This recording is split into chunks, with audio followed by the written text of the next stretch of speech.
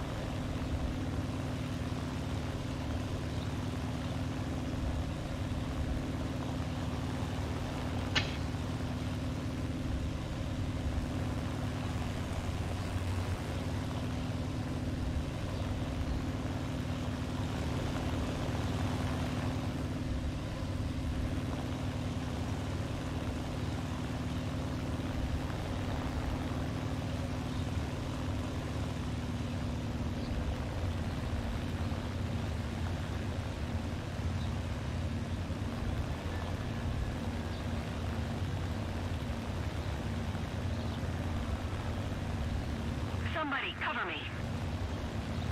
Follow me! I'm sorry.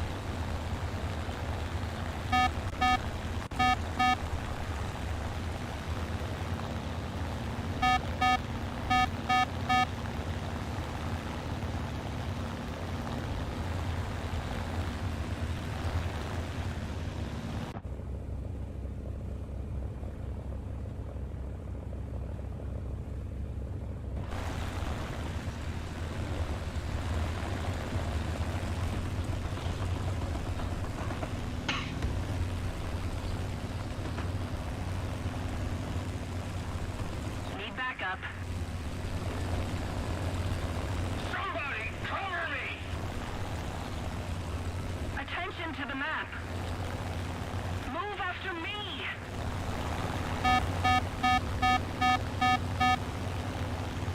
Somebody, cover me! Yes.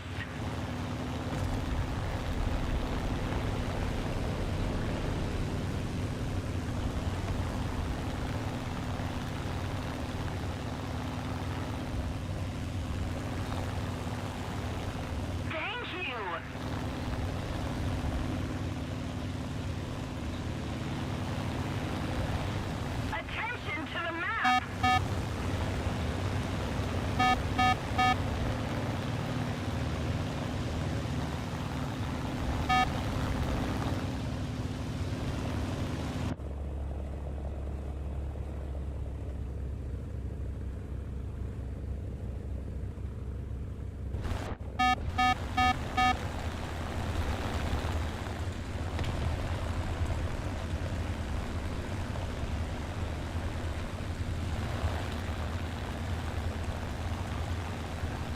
Returning to the airfield!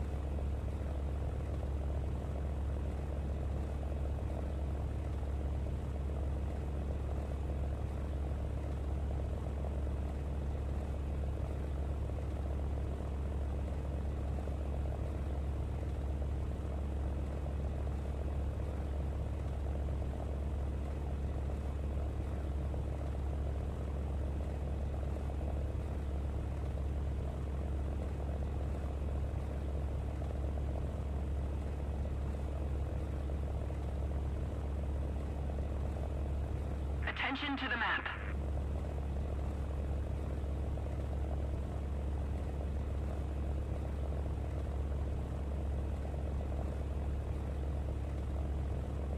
Attention to the map.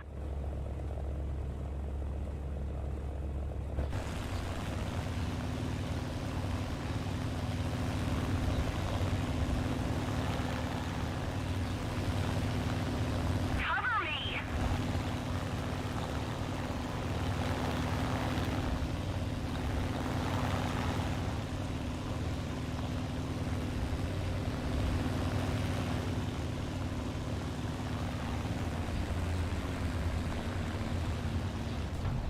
Thank you.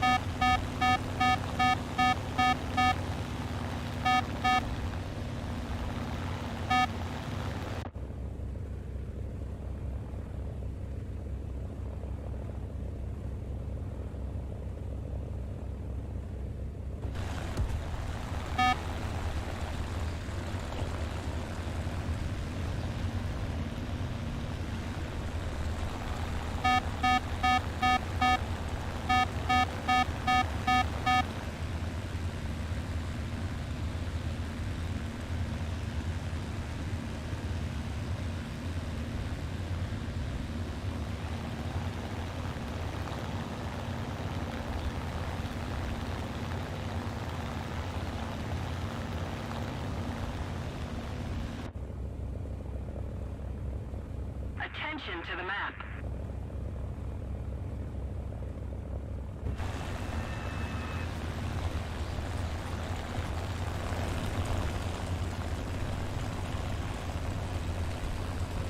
Attention to the designated grid zone.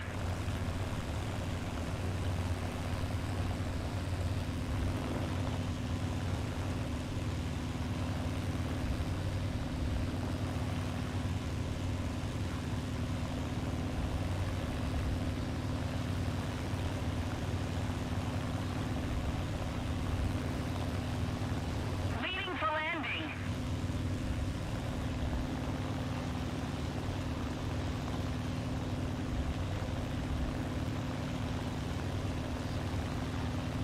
Heading to the base.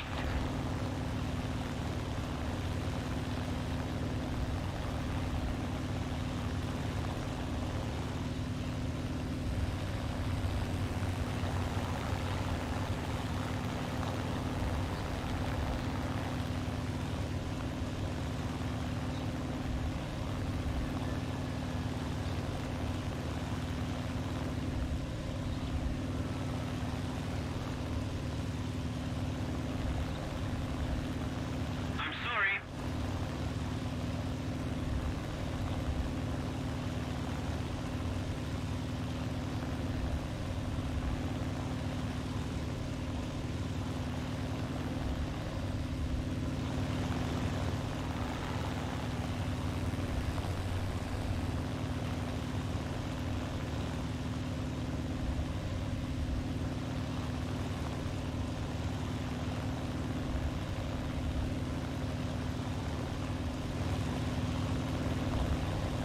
Just a little more effort, and victory will surely be ours.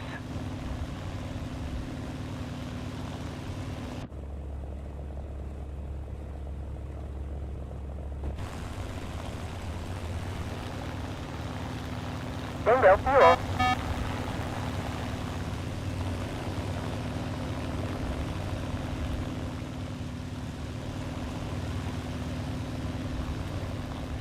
Need backup.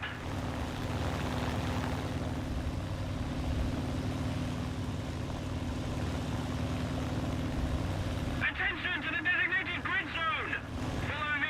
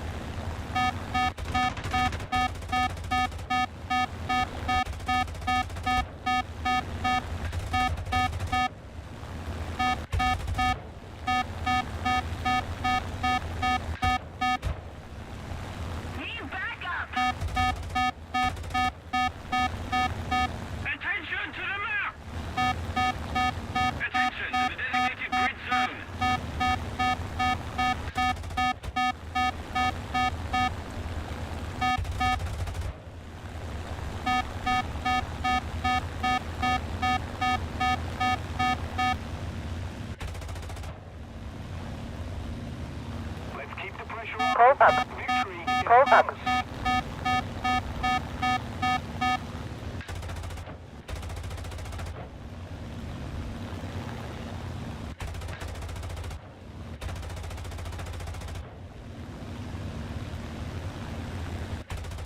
Attention to the designated grid square.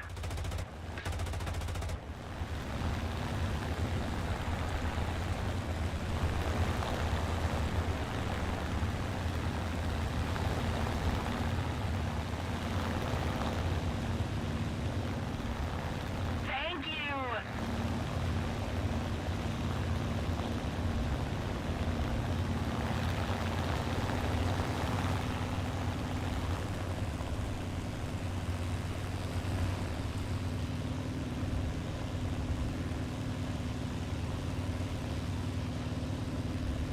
We have captured a zone.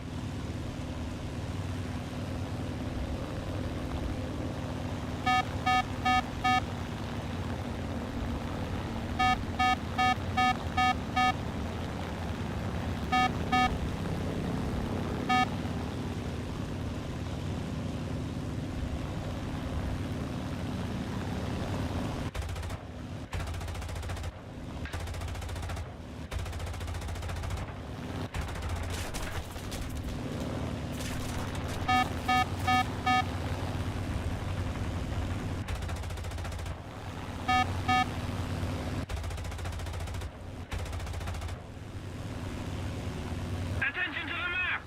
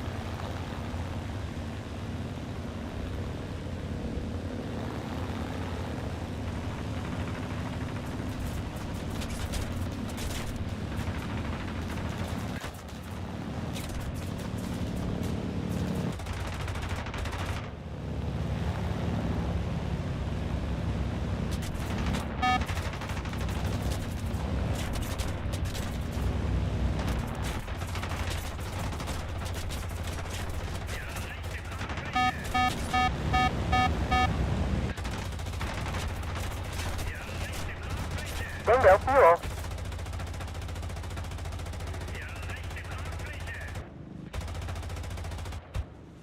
Contact. Contact. Contact. Contact. Contact. Bingo fuel. Contact. Bingo fuel. Contact. Contact. Contact.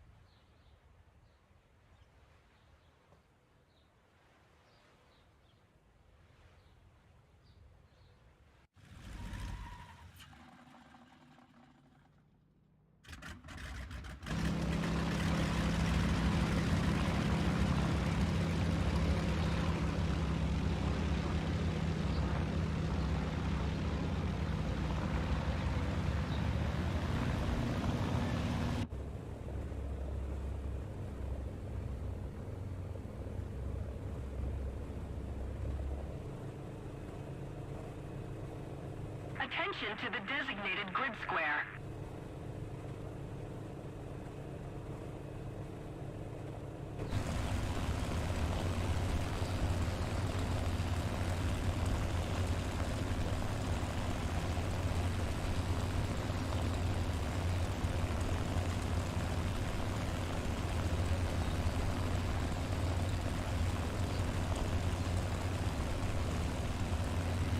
Landing gear.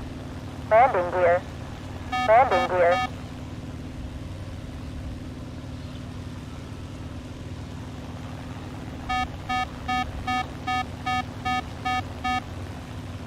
Attention to the map.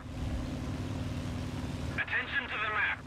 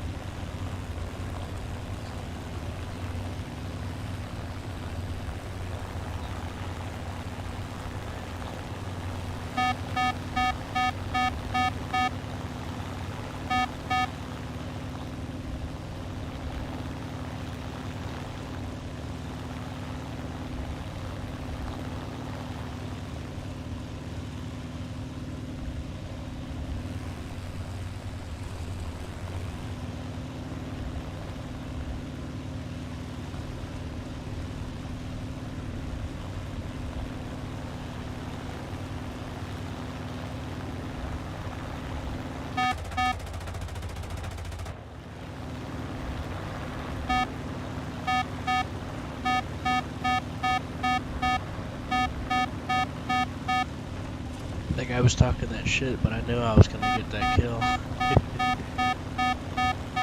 He's like, you picked the wrong enemy. And I'm like, yeah, right. He went and landed, and I got the kill. I was like, yeah, just as I expected.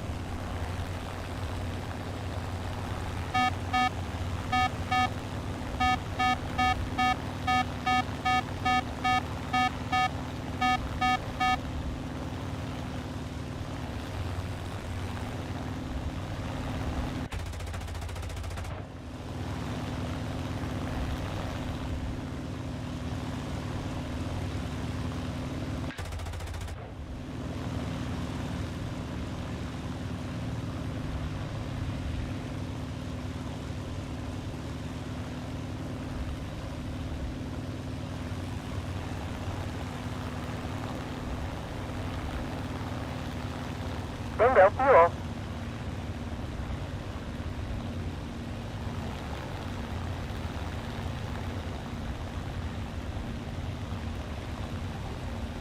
He got mad and left. Flat.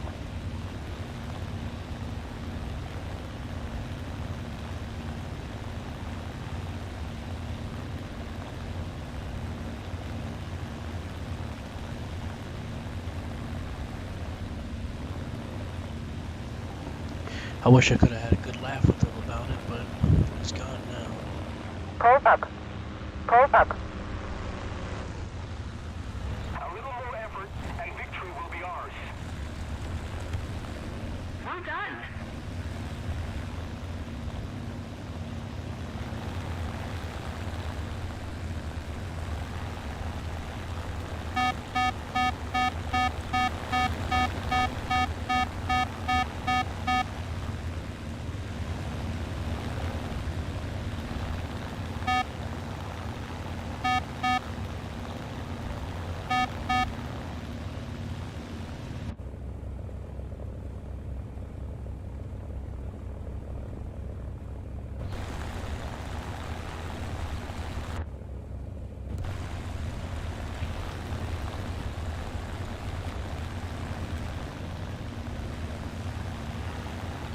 Bingo fuel.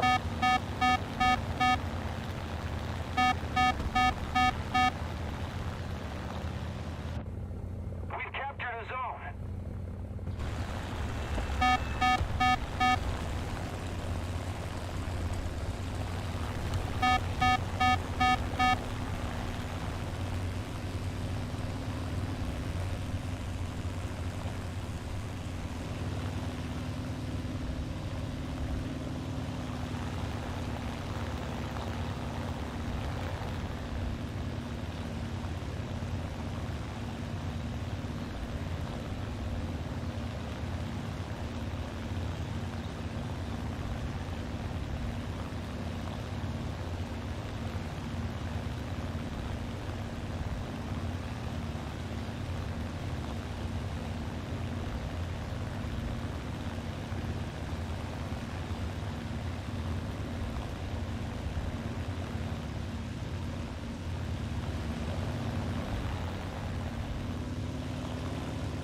Need backup.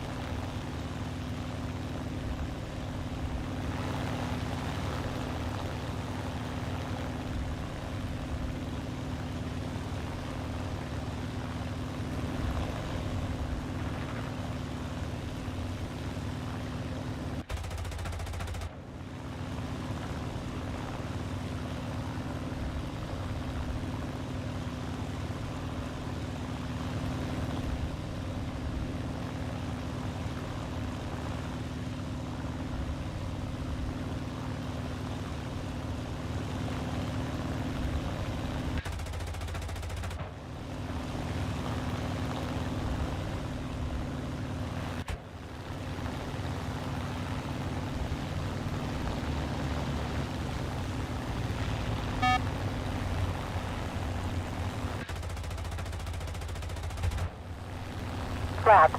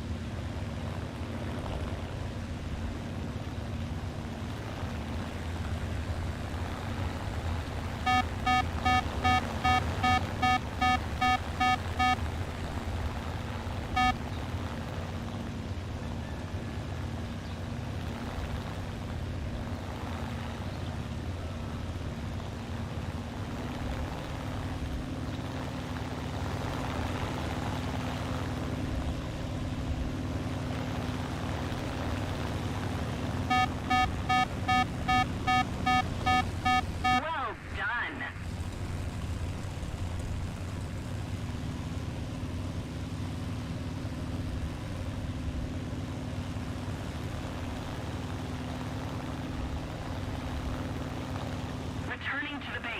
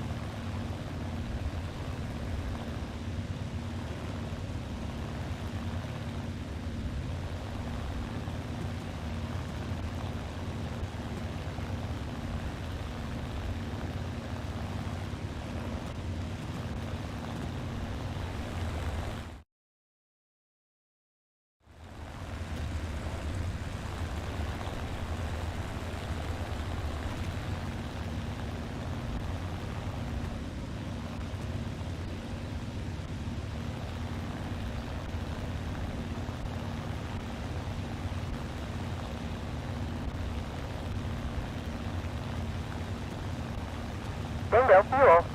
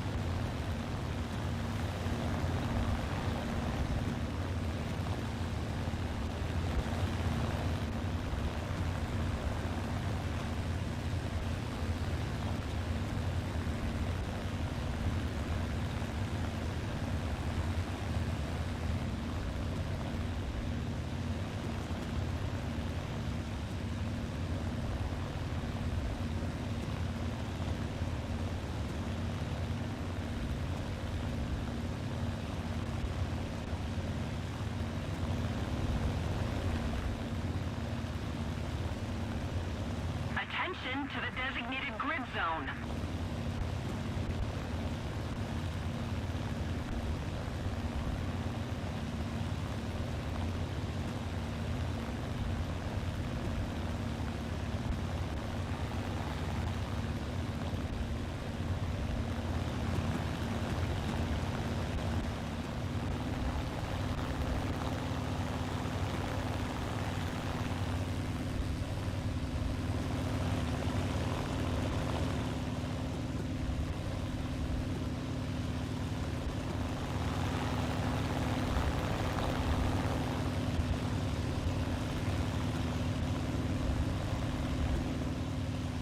Attention to the map.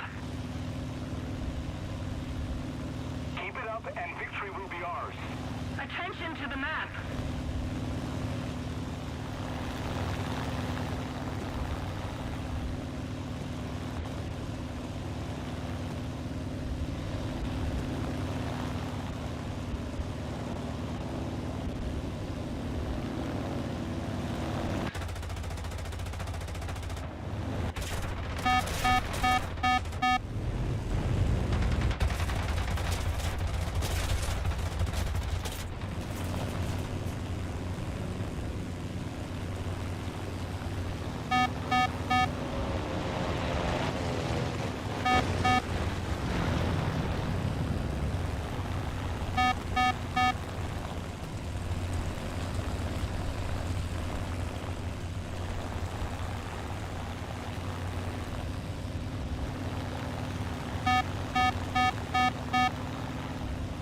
Pull up. Pull up. Pull up.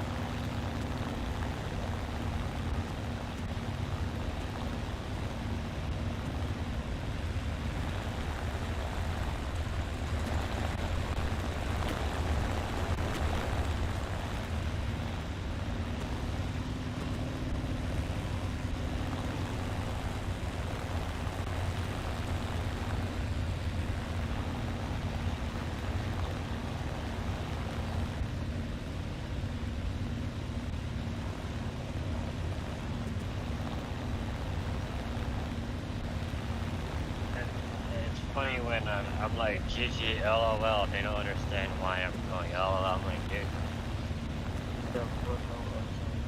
Like floor, channel air only.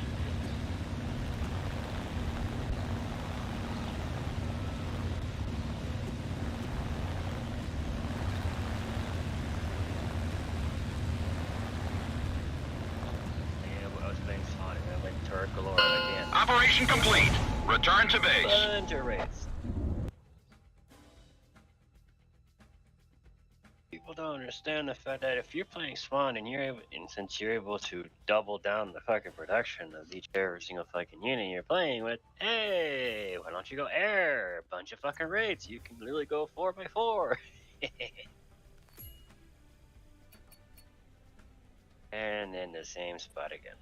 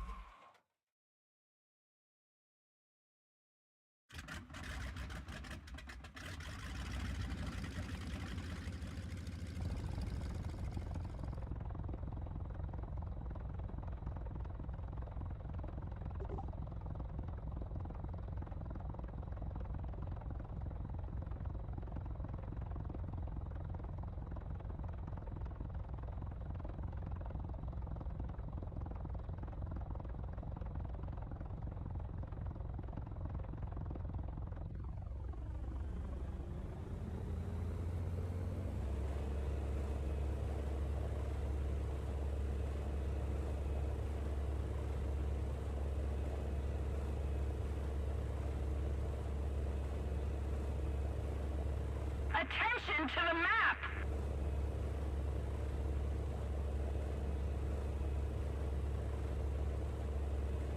Oh, thanks.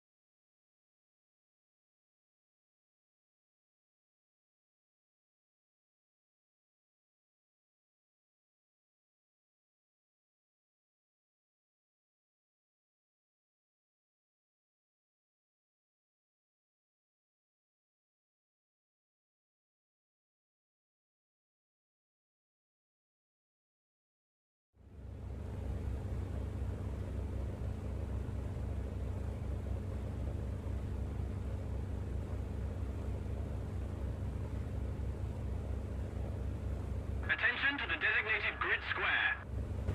Attention to the designated grid zone. On me.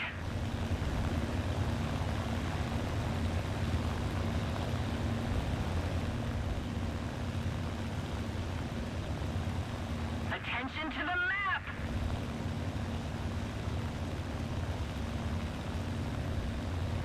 Attention to the map.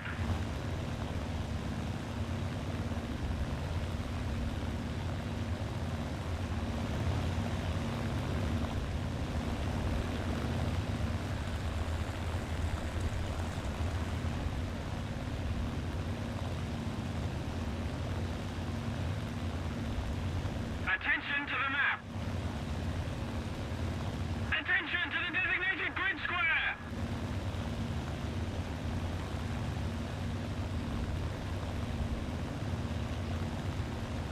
On me.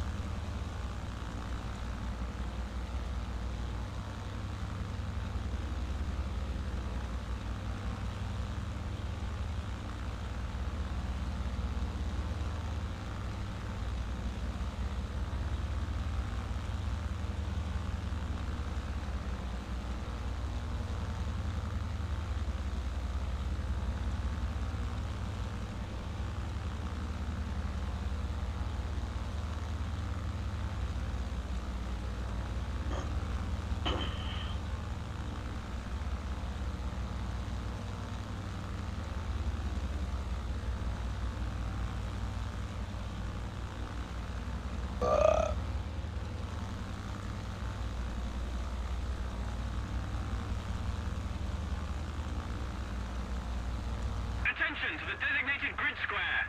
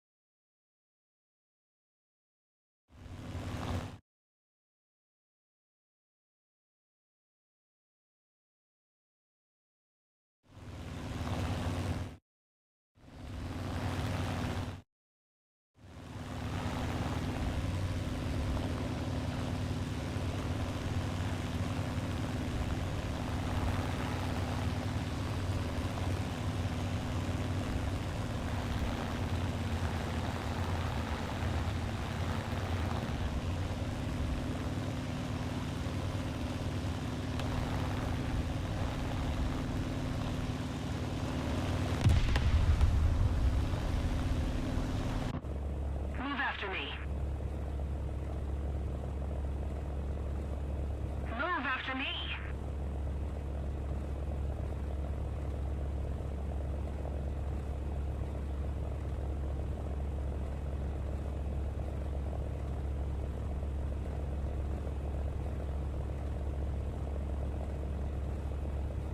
Attention to the designated grid square. Bingo fuel. Bingo fuel.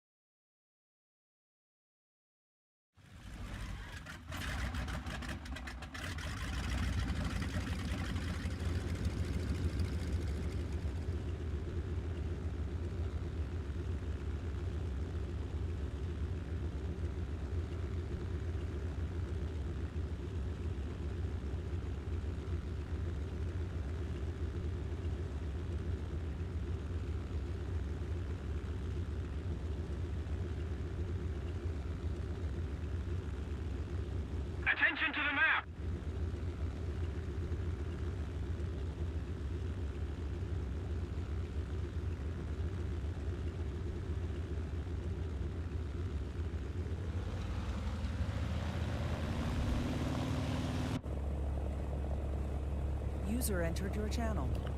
Hello. Hello, Salty. Indeed, it is me. Hello, little buddy. Hello. Mr. Salty. Hi! How did you? Ahoy! Hello. Hello there! Hello from whatever you're from. Did you see that? Did you see that? What I got at the end of that battle? I streamed it Yeah. all. I was just chasing down fighters and bombers. They didn't know what to do. I was playing some Air Arcade last night. Oh yeah. Damn, people are lazy at 3 to 7. Well, some of them just don't know any better. True. I was able to pull off like what 5 successful zoom and booms. Some Boom and zooms. Some people need to realize that sometimes you got to use your head a little bit. You can't just keep charging in. Yeah. Shot down quite a few of them. I just bombed a carrier. Nice. You know this bomb? Yeah, I've landed. I got some pictures to where I've landed different planes on the carrier and simulator. Yeah, ever landed a B-25? No, I don't like flying the B-25. Oh wait, you mean the small one? I was thinking of the talking about the B-24. American- I was The thinking American of the, one. I was thinking of the B-24. I don't know if I've done it at the B-25.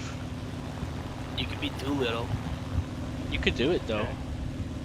I've done it in the Ju-288. I've done it in the Focke-Wulf. I've done it in the TA-154. I've done it with all kinds of things over the years. I've done it with the 262. There's another thing you could try and Spitfire. do. You could try and be Doolittle and try and take off on a carrier with the B-25. Nah. The closest you can get to taking off is whenever you land and it just resets you in the air. I don't think you can get a takeoff with the B-25, can you? It's been historically done. Yeah, but it was especially modified to do so, and almost all the fuel was gone out of it too. So take minimum load, no bombs. Yeah, but Well- like you can't physically spawn on a carrier unless it's like a carrier specified vehicle. Carrierable, I guess you could call it. You know what I mean? You can land on a Yep. carrier with anything. It won't let you take off though. Well, depending on the plane. But usually it just resets you in the air. But most planes it'll reset you on the catapult. Now in the older days it would let you respawn on the catapult if the plane wasn't too big, no matter what the plane was. Interesting. Yeah, but I think it's just because of the certain planes I've been using while landing. But I'll take a look because I know they got several B-25s in the game. They have like 2 or 3. Yeah. I know they have a naval B-24 as well. Huh. There's a few naval planes. Sweet. Yeah. For it. I want that event plane. It's pretty neat.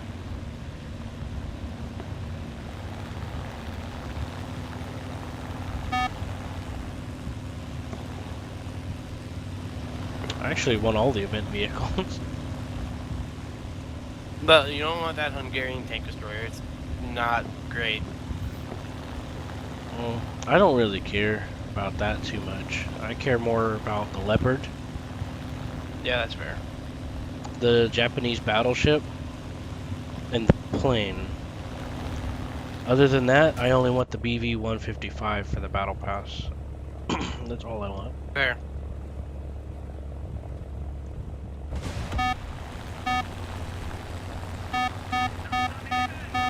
Yeah, that Hungarian tank destroyer, I've been seeing stuff about it. It's pretty bad. Got no armor, medium gun for what its BR is. Well, what gun does it have? And Is it- Crockett's got a gun with 145mm at 4.0. Yeah, but what ammo types does it get? APHE.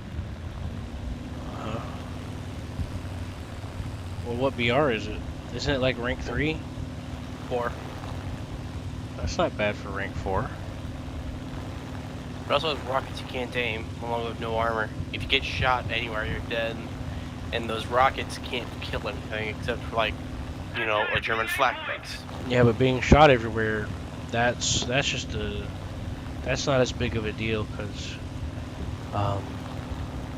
that's just something that can happen at any point in time.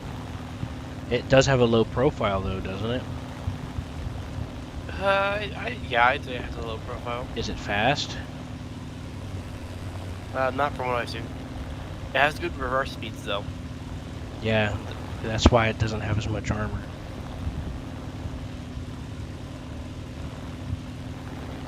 That's perfectly fine.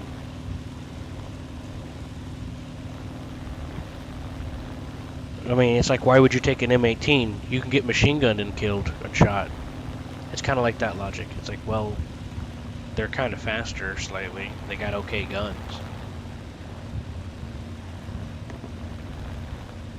I'd probably take an M10 or Jackson for a Wolverine with the current state of the game anyway. What's the current state of the game? No, it's more so like all the overpressure stuff. Because, There's a lot of rumors going around about it, but it's not really any different than it was before. Bingo fuel. Bingo fuel. Like, I heard this one dude I was talking to tried to go into all this detail about how it's overpowered and all this stuff. And I'm like, dude, it's not overpowered. It's not overpowered, but it does need some adjustments. it's working pretty well. Yeah, there's some things that could change, but overall it's working fine. The most of the stuff that you hear people say about overpressure is all just bullshit and cherry pick stuff. I think that's a PE8.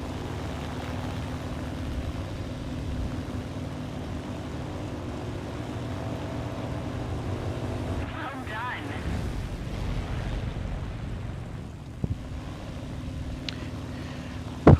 So I was just curious about what you heard, because I had a few people try to sit down and go into great detail about how it's unfair and bullshit, and it's like, it's not.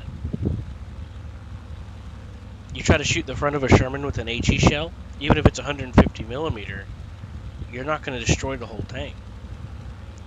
You got all that space between the crew and the point of impact. You might kill one or two of them, but you're not going to destroy the whole tank. Especially if it brings not hardly any ammo. Well, Sherman, that makes sense. Shermans are horribly armored. It doesn't matter though. You're not going to destroy it because of the distance between. It's like what's the word? The area of effective impact.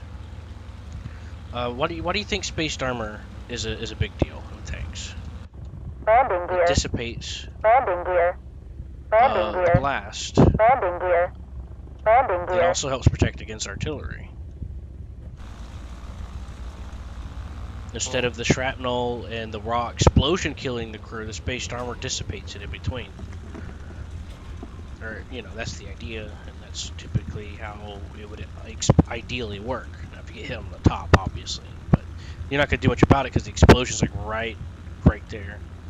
Now, if you hit a Sherman in the turret, but not the gun mantlet, yeah, it'll go up. Or because of the explosion going up and around, and it's toward the center of the tank is the closest you can get to all of the goodie bits, and right at the bottom of the turret's right there. So if you aim for the bottom of the turret, yes, that would be the expectation. But if you aim for the transmission area or the lower front of a Sherman, and I'm talking about just a regular Sherman, I'm not talking about a jumbo, like the gap in between the people and the explosion, you're not going to take out the tank in one shot. Then you got the transmission there to absorb some of the blast too. It's pretty believable from what I've learned, and it's about the same as it was before, honestly. It doesn't change much. But I've heard a lot of essays being told to me, and they all focus on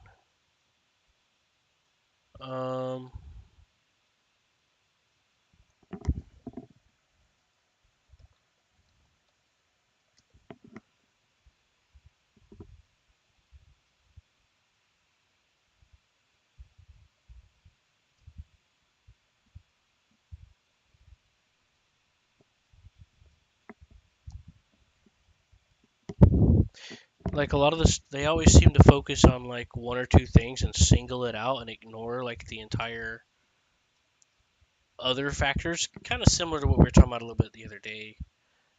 Just cherry picking some stuff. I can understand how some people might find it frustrating, but it's not unbelievable or impossible. It's pretty realistic from what I've seen and from what I've learned over the years. Because you got to aim for the closest part you can get to the goodie bits, which is toward the top of the chassis, which is where the turret is. But if you hit the gun mantlet, you might get some blast down, but you're still not going to be able to do everything, like against the Jumbo, for example.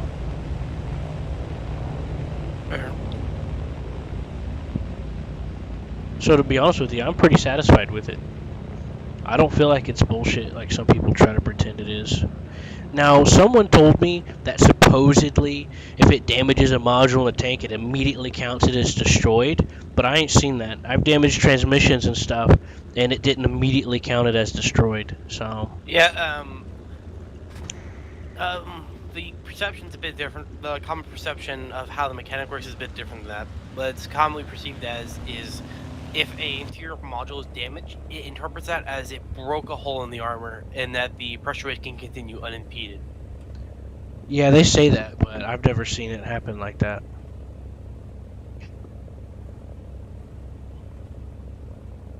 And I use HE shells a lot. I've used it on the Yag Tiger. I use it on the 150mm Stern Panzer II and the Broom Bar. I've got a lot of hands-on experience with it, with different calibers. I even used that naval gun at 1.7. It's like 120mm or whatever. Yeah, the Japanese It only one. gets like 3 kilograms, yeah. This one guy made a video on YouTube saying that it was overpowered and made a clip of him shooting tanks at a shooting range or whatever. But it was clearly not in good faith.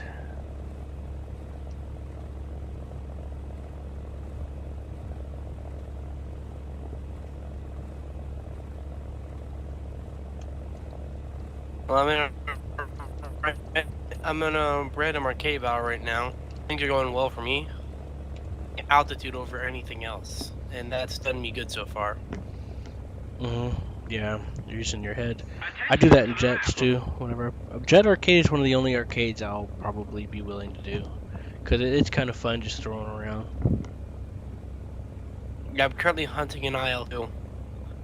I have about 3 kilometers of altitude over him.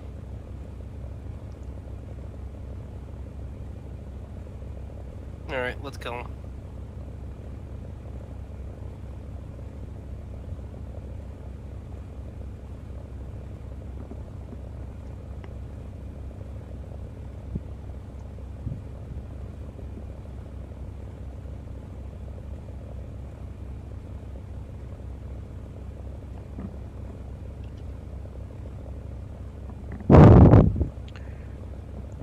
Yeah.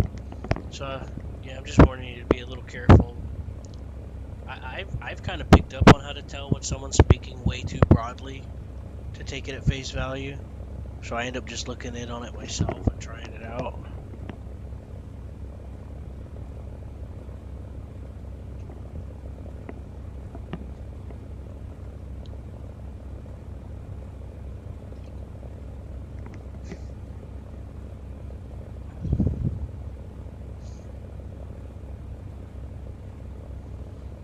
And I've also had a lot of vehicles that people tried their best to convince you that they were terrible, but whenever I played them, they were amazing, and I did great in them. And that may or may not be my perspective, but I wasn't the only one that noticed certain things about that.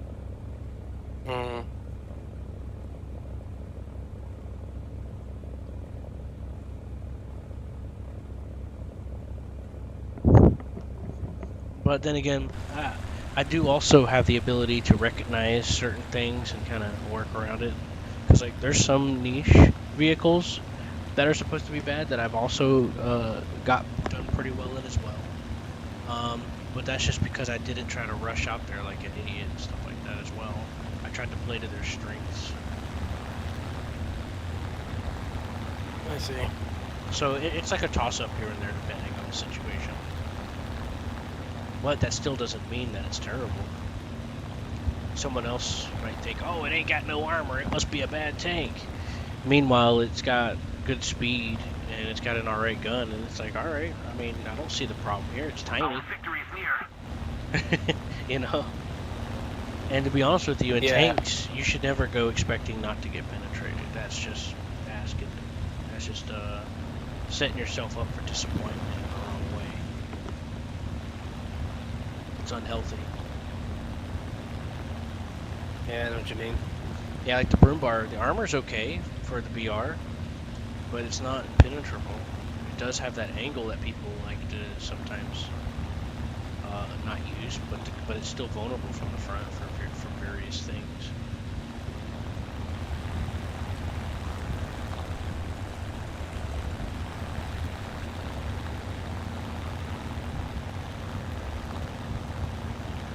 I saw someone post a picture of a jumbo with a bush on the MG port, and I just saw this randomly on the internet. And he says they say just shoot the MG port, and I immediately knew, could figure out where it was. It's like, yeah, I know what the picture was trying to say. It was trying to talk smack about people saying that whenever there's bushes on it, but it's like, if you didn't learn the game, you're not going to know anyway. You know, you could just look at the viewer for a little while and figure it out. But I can understand. I get it. I hardly ever aim for the MG port anyway. And I try to make sure I'm not put into a position to where if I can't face one face to face, I don't face it face to face. I face it face to side. I try to make Fair. sure of that. Sometimes people get upset with planes, but I tend to get around them. I use my terrain and trees, and I time my shots if they're flying overhead looking for targets. I got into like I think it was like a 6.7 or something with Seth, or 7.0 something.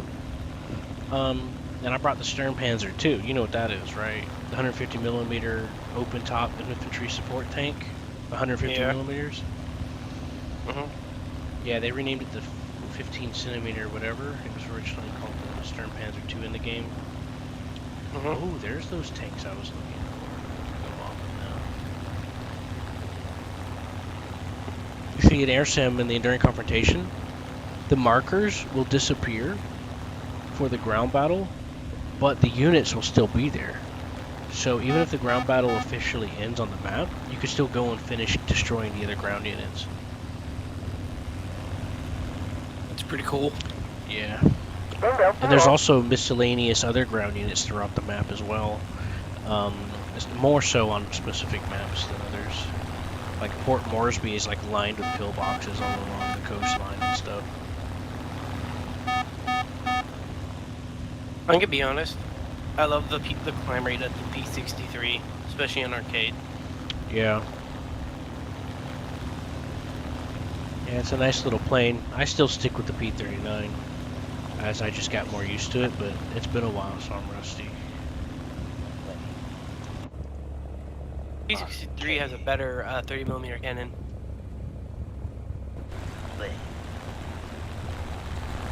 They're really the same though, aren't they? They're both 37. No. 60 do go up. As something I noticed is as you go up, the dispersion gets. But they're the same gun though. Yeah. It's just something I noticed. Yeah. I can kind of test for that too, because I was using the better dispersion. I just killed an IL-4.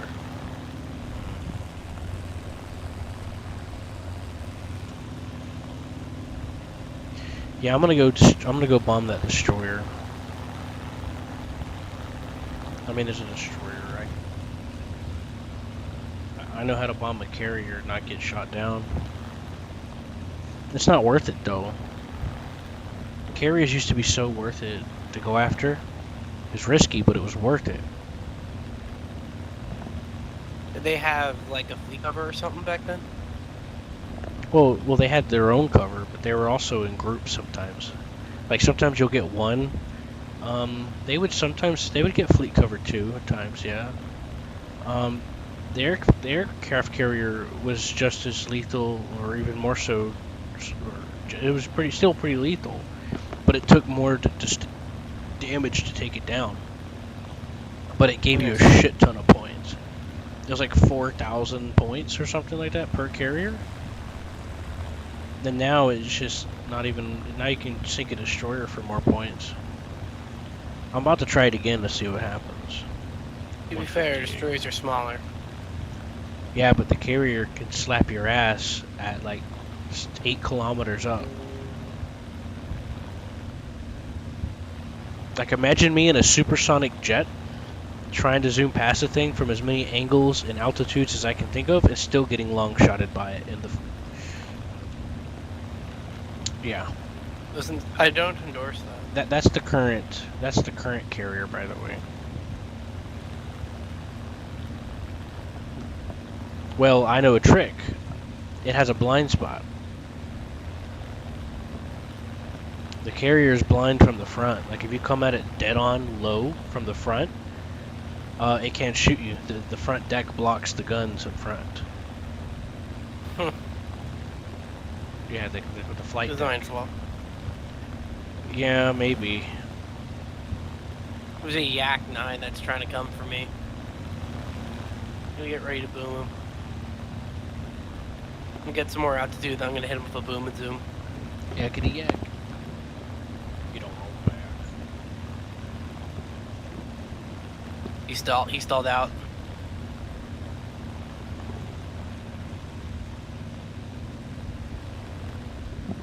Now, whenever I come after destroyers, I like to come at them from the sides more often than not.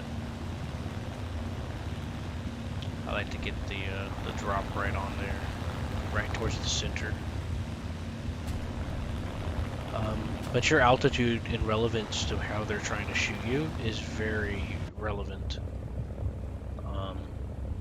Because the higher you are, the easier it is for vehicles to get more guns on. Right, John?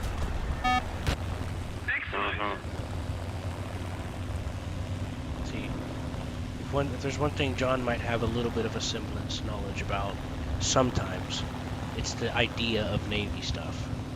Right, John?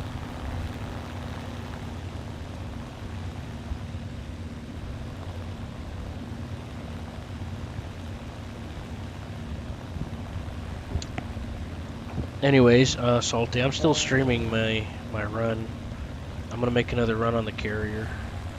Nice. I'm in a turn fight right now. Oh, very nice. You're still in arcade, right? Yep.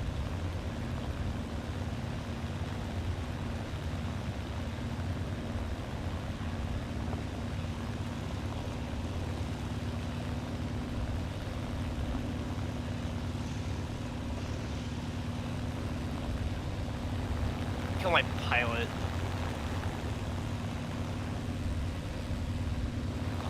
Oh no, coming in too close. Oh, I your basically pilot? killed a Yak 9, one of the Yak 9s though. Yeah, if you damage him enough when he... Oh, so earlier I went after this B-24 and the J-288, and I was just kind of messing around. I was just getting some hits on him and shit. And he shot me down because I didn't care that I made the mistake or messed up. I was accidentally hitting the wrong key, so I was hitting blind spots with my gunners. Anyways, after he shot me down, he kind of started talking shit a little bit. He said wrong enemy, and I said LOL, yeah, right. And because I knew what was gonna happen. He was going to go and I was going to get the kill when he landed or if he crash landed. And sure enough, about, I don't know, 2 minutes afterwards, that's exactly what happened and he left the game. Nice. I was like, that's sad. I wanted to at least be able to laugh at him about it. Oops, I just tail struck myself onto the water. I'm such a klutz. I gotta turn this goofy engine off. goober. Close the radiator. My left engine got hit, so it's dragging too much.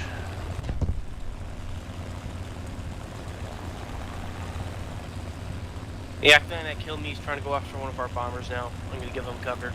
Victory is near.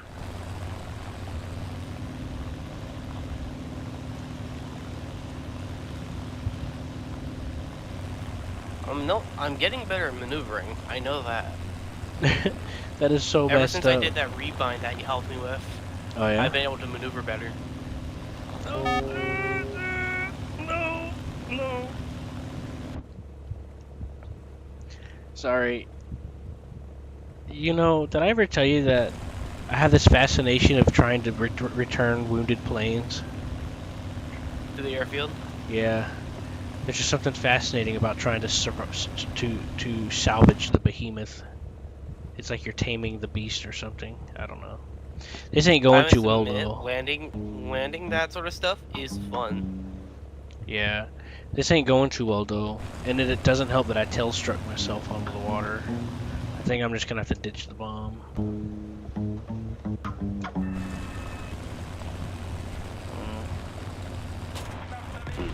Ouch. I need a target to boom into him. Yeah, I'm not gonna make it.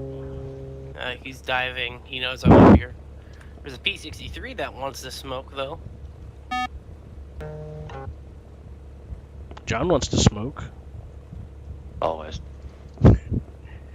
Yeah, I'm just gonna ditch it in the water. I can't. There's no point.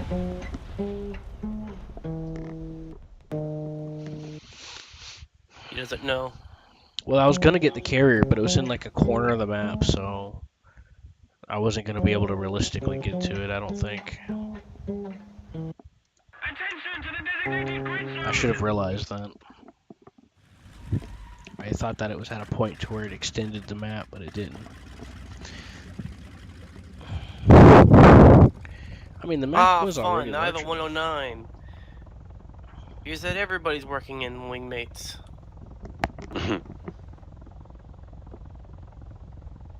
It's 109, so it has ridiculous turning rates. My favorite BRs are usually 3.7, 4.0, all the 4.0s, 5.0, 6.3, 6.7, Need backup. and sometimes the 7.0s or 8.0s. And I do like high-end jets, but not in simulator. You know, I'm talking about like afterburners, 9.7 and up, you know? 9.7 and up in simulator, I do not like it. I'm not good at it. Especially now that they've I was getting decent at it, but then the economy thing happened, and it's kind of like it's worth it to try to get a kill, but it's not worth it to I got lose your maneuver kill. plane. Oh, good job. At least it's I got not a worth it. maneuver kill. A zoomer kill? Maneuver kill. Oh, nice.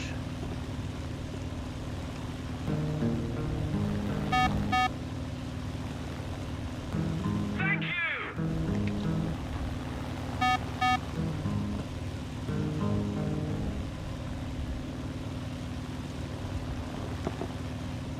Well, it's official. I no longer have COVID. That's good. Yeah. How much longer they want you to? Well, no, I tested. I'm negative. No, I mean, like, how much longer do they want you to sit in your room and have fun? Well, look, at that point, how long do I want to sit in here and have fun? Better saddle up, I guess. I'm chilling. I have the 3-month immunity. Yeah, make the most of it, man. Exactly. You know, my family keeps saying that I should go ahead and get my shit taken for not testing, but more to help to boost the immunity of others, since I've lived with people that's already gotten it so many fucking times. I'm surprised I've never gotten it. Every time I go in, get checked, clear as can be. I'm like, I always tell this to my family, I'm like, well, no wonder I can't get it. It's got to contend with a bunch of other shit you gotta deal with. I got a perpetual cold, a bunch of other shit that's always going on. So I'm like, it's got a lot of things in my body it's got to contend with beforehand. That's before my white blood cells come back. Which controls did you make adjustments to, by the way? 1 second.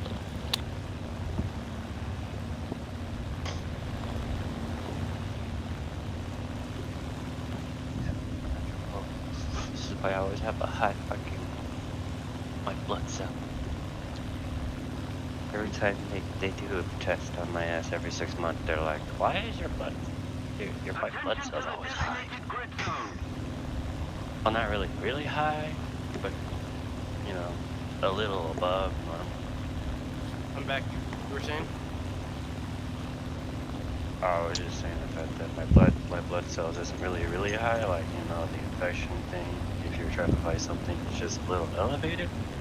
It's because I take a lot of things that are herbs and shit like that into my body that helps your body produce white blood cells more. Like sodium? Garlic, mushrooms, stuff like that. They all actually help your body produce more enzymes for white blood cells and shit. That's actually why all my food, no matter what I'm eating, always has garlic in it. Yes, people say, oh, that just makes your breath smell bad. I'm like, no, back then they used to use it as a way of pouring Ginger's off, good like, for your blood, too. yeah, like if you're like Hold off a successful boom and zoom. dinner. It always feels good. Like, like those that Shot, need. yeah, shot down a Ju-88. uh, I already have my next target in mind. Ginger is good for those that are on the heavy side. Helps their metabolism too. It'd be like a rebalance for all that fast and started turning into. Follow me. That's the reason why I stopped eating ginger in my food too, because the fact that I already have high metabolism. I don't need it. Gotta get fat. Hold off a damn it. second successful boom and zoom. Awesome. Oh, that was sweet. I just watched this bomber go through a cloud, and I saw like a whole bunch of like what looked like air streaks coming out from around his wings and shit. Like, it's hard to explain. Well, it sounds pretty cool.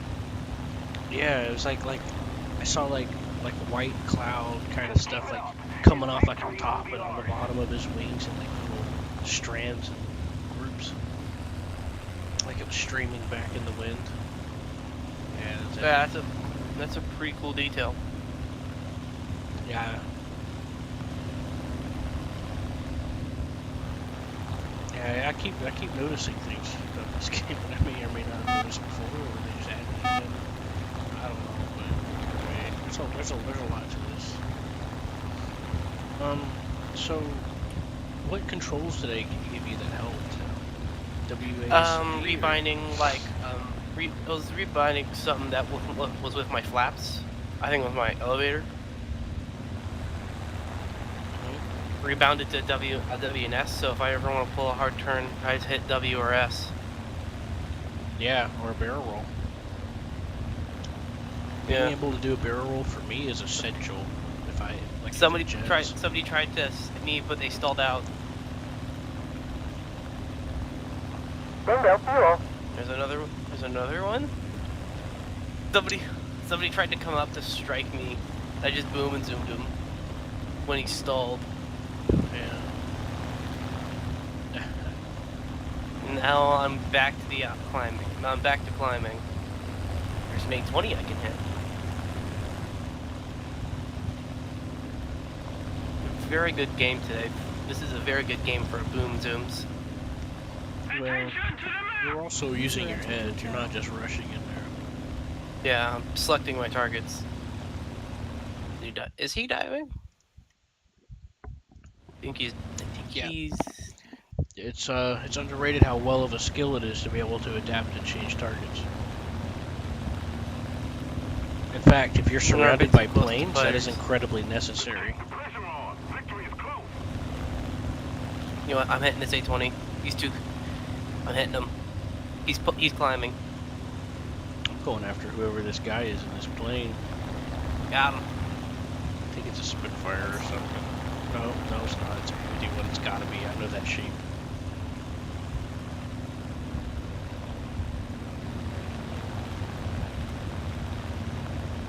Hello, Silver. There we go. Have you come to join us?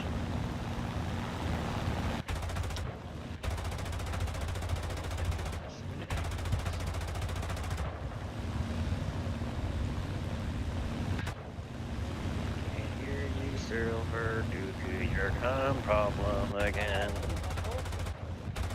Oh. First, your problem had come. I think he's so. I could just barely hear something. Something's going on. Yeah, barely can hear him much. They even had to go freaking stop the enemy in the background. If you had to stop every single sound in the background. I think his microphone settings are too low. Oh, for me, it should be just normal. Yeah, he's still normal for sound, so just bump his ass up a bit so I can hear him. Man, I love this. Don't start yelling in my ear. I love the please. guns on the P63. Oh, Warcraft.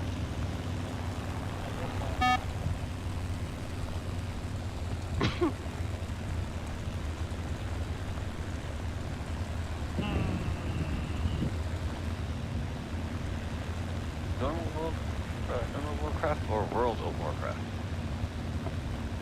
The original WoW. No, Warcraft 3. Okay. A little stronger. I He's turned him gone. up too. Me stronger. I turned him up. Hey, Silver. I flew in British and Sim several times last month and kicked a bunch of ass. Are you proud of me? No. Did I make the Queen proud and not you? No. Well, I definitely made not you proud. But what about the King? No. Why? Because I'm Mexican. Well, I'm gonna shoot down this Spitfire just to spite you. Oh wait, that's a Hurricane, I think. Even better. Or maybe that's a Typhoon. Yeah, you done upset me, Silver. I just wanted your approval and acceptance and encouragement, but nope. It had to be this way. It just had to be this way. Well, you made it this way. What are you on about? I don't know. I'm shooting down this British plane now. It's all your fault.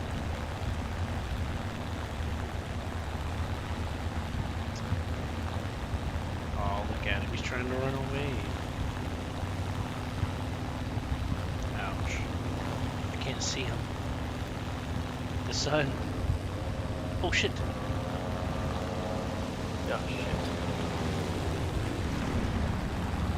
What is that, an A20?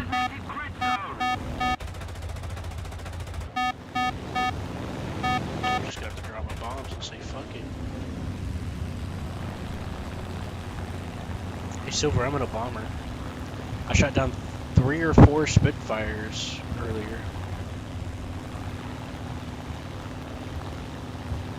You say that as if I care.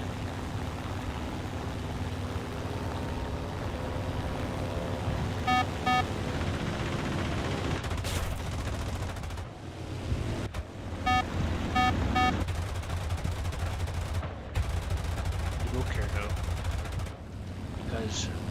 Because you're British.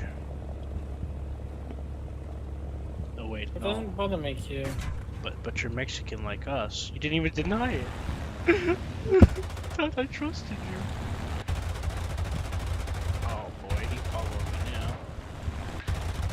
Come on, man. I'm not that stupid. I know you're trying to come back. You British boy. Yeah, give me a big old smooch. Oh yeah, I like me some British boys. Oh, I shot his wing off. Alright, I'll leave him alone. I'll let him go land.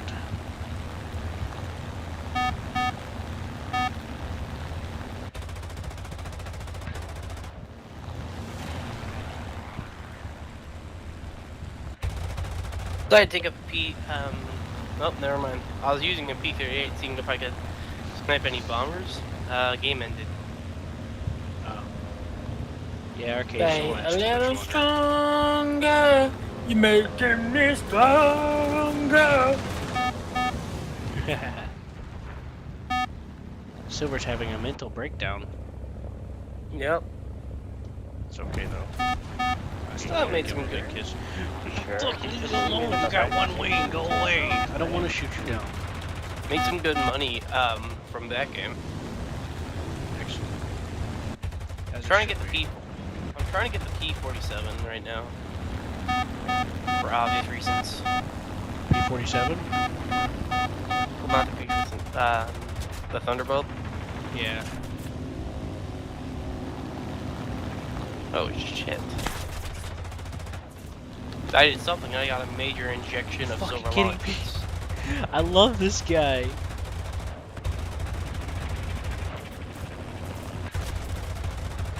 So, were you seeing this on my stream? No, I'm not. I'm fucking focusing. Well, too bad.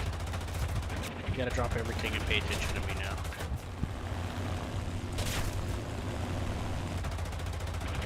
Bingo fuel.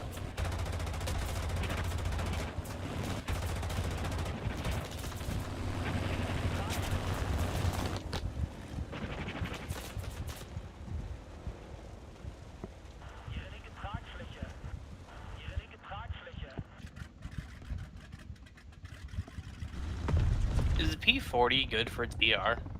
Well, No. good at like 3.0, Yeah, 3.7. Bingo fuel. At 500 it's alright. kilograms. You just can't. You can't. Yeah, if it's this is around that point is where the Americans start fitting into their typical strengths, where they got the big ass heavy engines. So you're gonna have to rely Stay more on a movements. little stronger.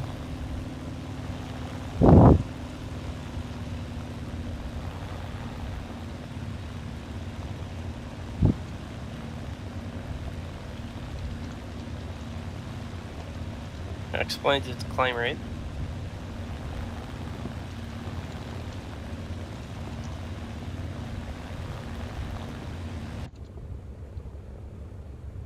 Man, naval fighters cannot climb.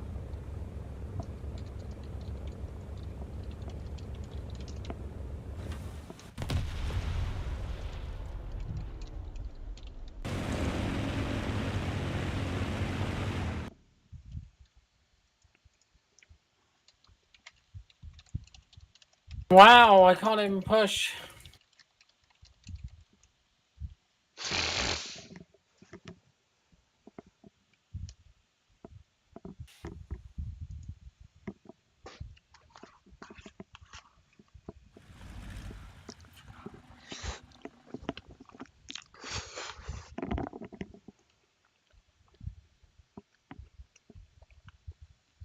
Stay a little stronger. Making me strong. Or are you having a mental breakdown? Me? No. Q does it all the time. Who said I'm having a mental breakdown?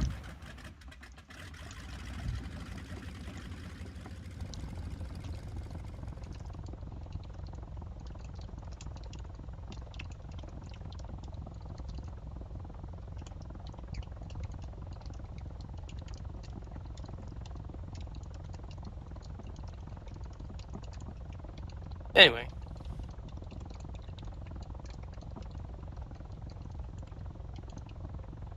Oh.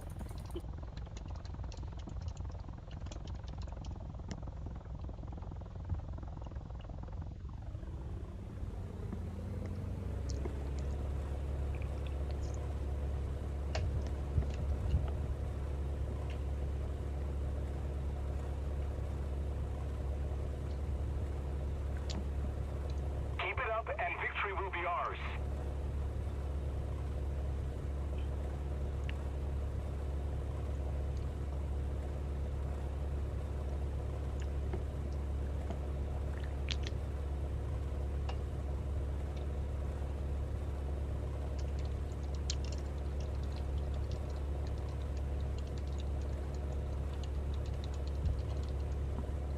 Landing gear.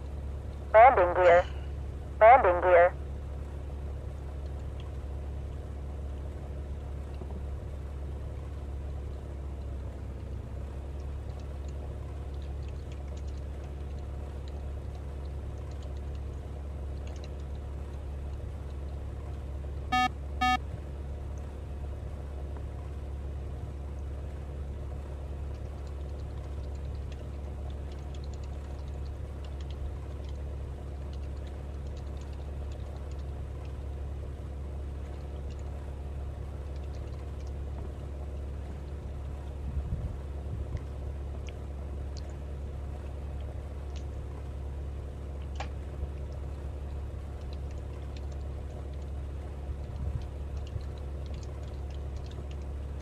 Some poor guy's escort abandoned him.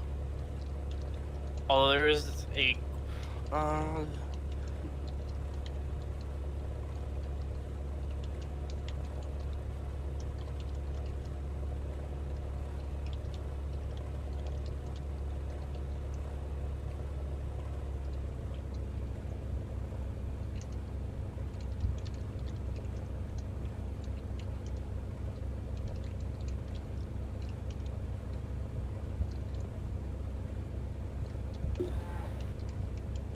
There we go.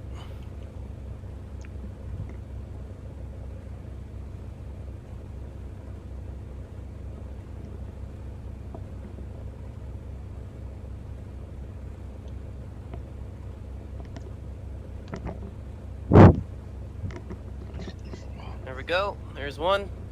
Actually, no, that's two for me.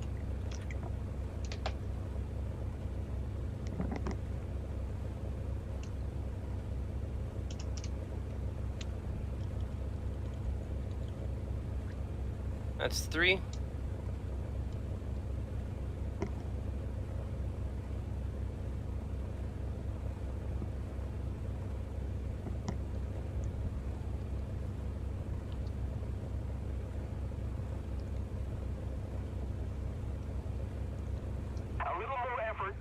I crashed my plane typing that guy telling him how cool I thought that was.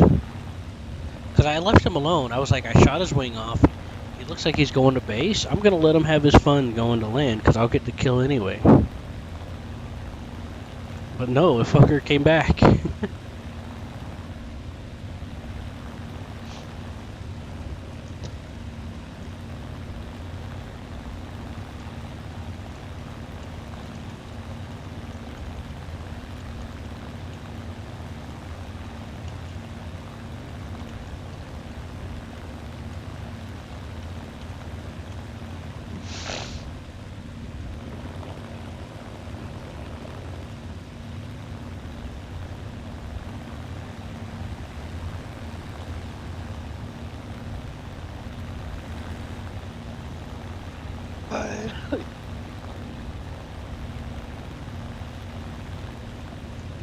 Attention to the map! I see a Sunderland.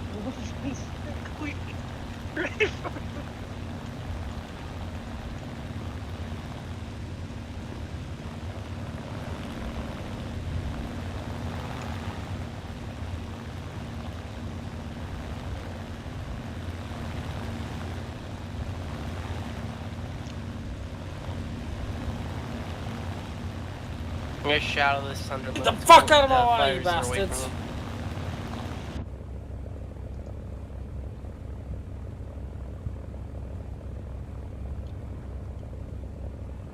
Go, go, go!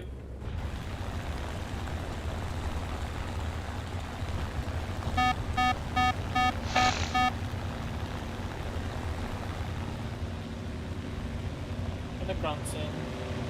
You go take out the towers. Keep it up! The victory will be ours! That's fine. Attack the D-point!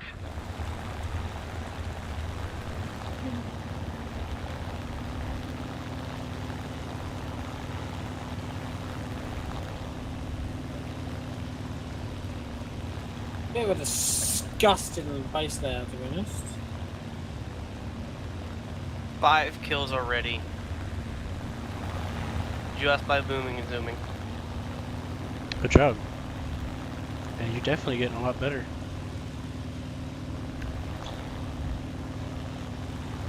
I'll make sure to save this replay.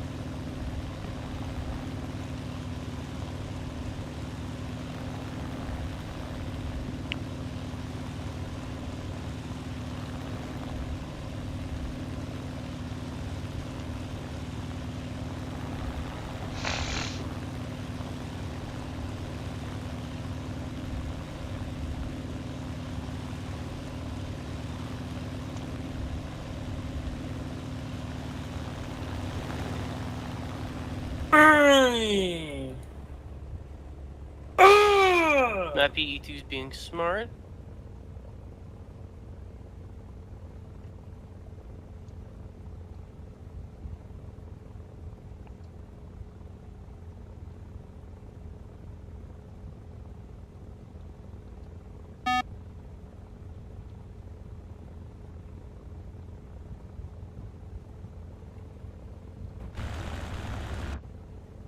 Some dude saw me and went vertical.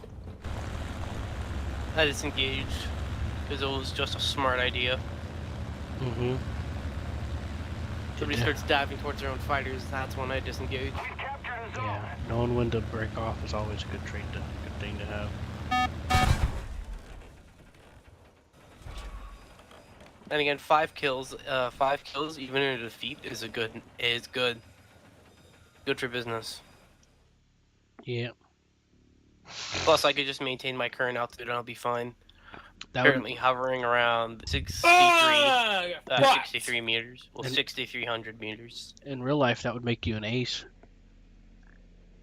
Oh yeah, that's right. Killed 5. Took out 5 planes.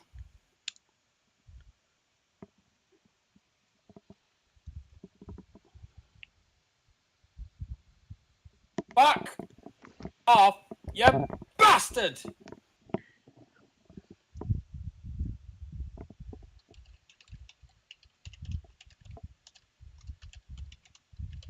I'll lose the match, but this is good. This was a good game for me.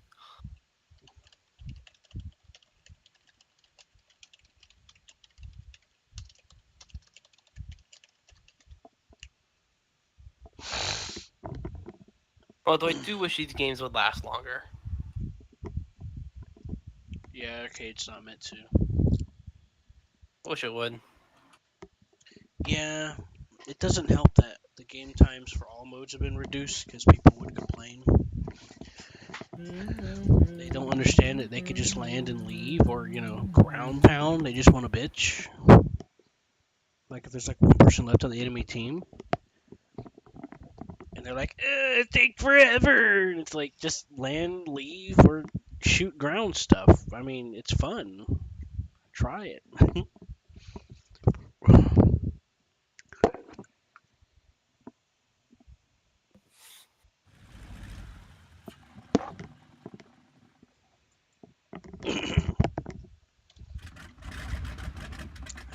Which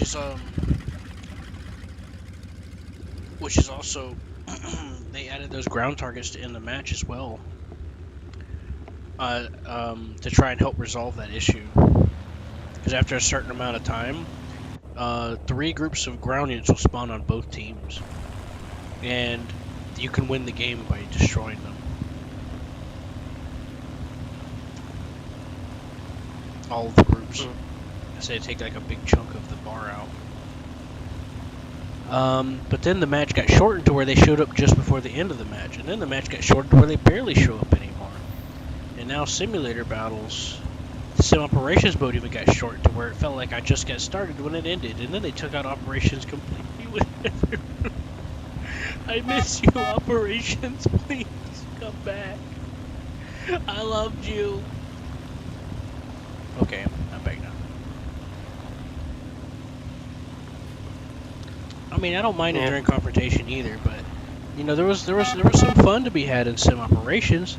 It was like RB with the arcade spawning, where you could spawn like once in every vehicle. And you could fly like once in every vehicle, and it was like the RB slightly expanded maps, and you can get air spawns for bombers and shit. You know, it was Nice. great. It was just like regular matches, but simulator mode and simulator based too. Because you know, it was I loved it, and that's how I got into sim to begin with. One of my first kills in air sim, I was chasing an American plane or a British plane in the TA 154, I think it was, and it was kind of dark. It was kind of nighttime, and I was on the guy's tail, and I was leading, but my gun sight was kind of blinding me, so I turned it off, and that's how I got him.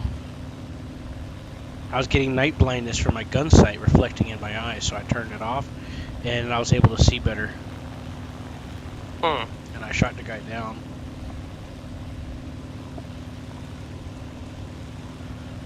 Yeah, and it was in sim operations mode.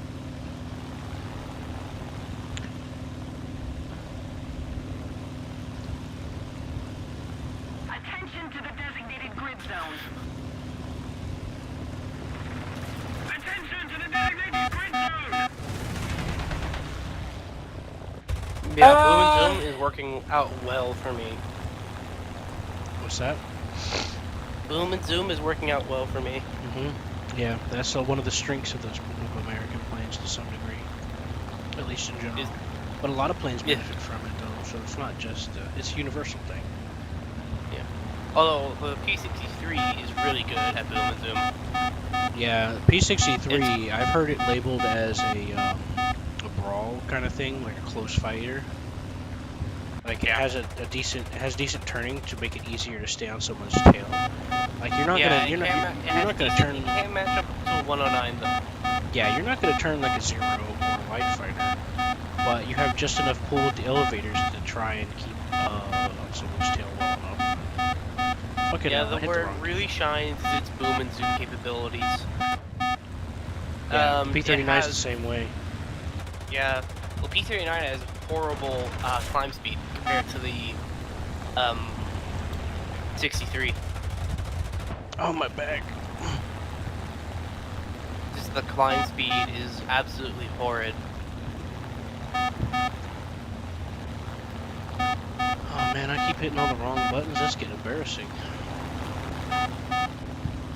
Although the problem for me is there's an FW-190 in the air. I'm gonna evade until he decides to go after something else other than me.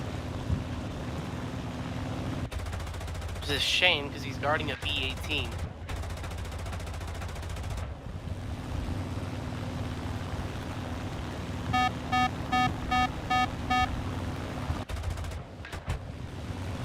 Because I know I can't outturn him. Oh, he's getting serious. He just dropped his bombs.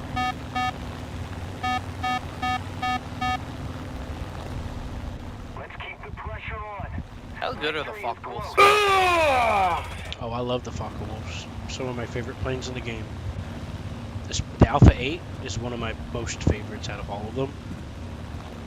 It gets like 420s and Let's do this, 213s. bitch. Even in Steel Division, it gets those guns. That's a lot of guns. That's what the Focke-Wulfs Yeah, are for. Each, They were one of the most you'd feared. be surprised. They were so feared, man. Have all of the fucking They're units on honestly, tilt they on shouldn't be at the BR that they're at. down, and then from there we can go. Like, the Battle of Britain would have went way different if the Focke-Wulf would have came into production whenever it would have, if they would have actually listened to the guy. The Battle of Britain would have, according to some British documentaries, the Battle of Britain would have been completely different. Wait, where'd Yeah, that and guy so go? for some reason they have the Focke-Wulf A at 3.7. Well, around 3.7. Where this guy got horribly down-tiered. What's it? There's an A4 that's like 3.7. There's a A in my match right now. Yeah, there's Stay a a Focke-Wulf A4. little longer, Here's an you A. making me stronger.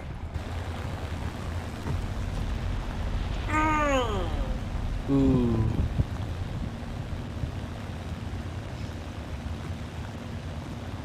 Well, I'm gonna leave him alone because he's clearly helping out a new guy, or you know, playing with a new guy.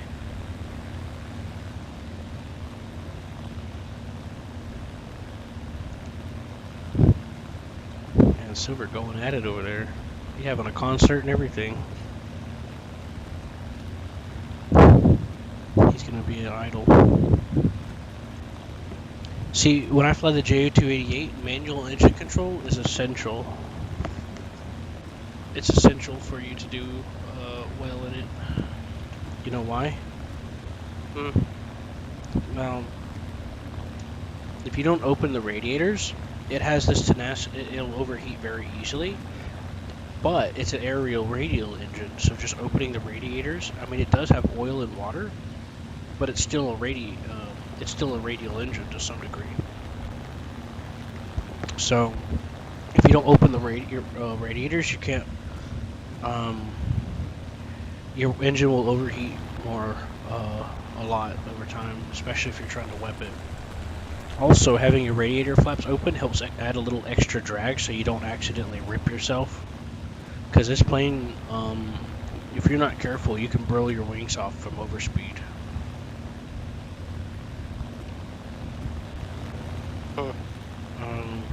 Like in a dive, this plane gets a lot of speed in a dive very easily. Because it's light, but it's also kind of heavy at the same time. And it's just well made aerodynamically, you know. That fucker abandoned his escort roll for P-18, so now I'm gonna come smack him with my lightning, my P-38. Tell me which Focke-Wulf it is whenever you get him. I think it's got to be an A4. It's an A, just A. Yeah, I know. You'll find out. I already did. But there is no just A. There's always a Unless I'm blind, designation. that's what it said.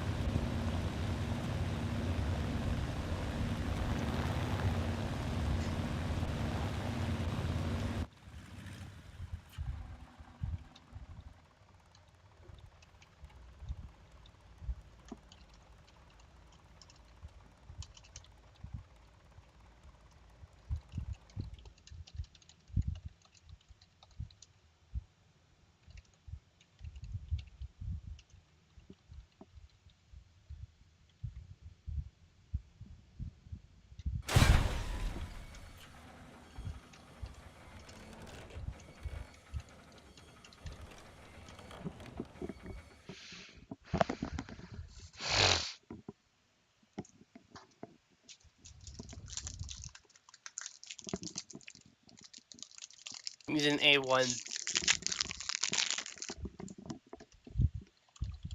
Fucking looks so much more Focke-Wulf is an beefy! A1. Yeah!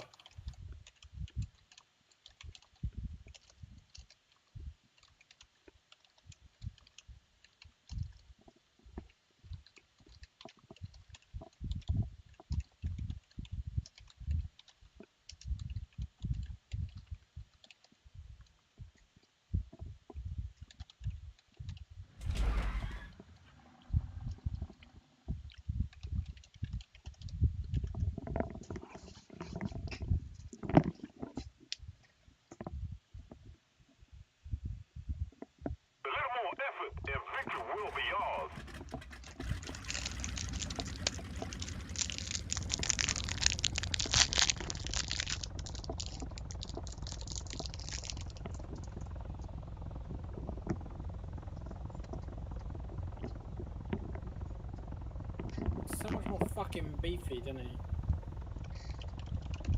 Looks so much more mean. Fucking love it.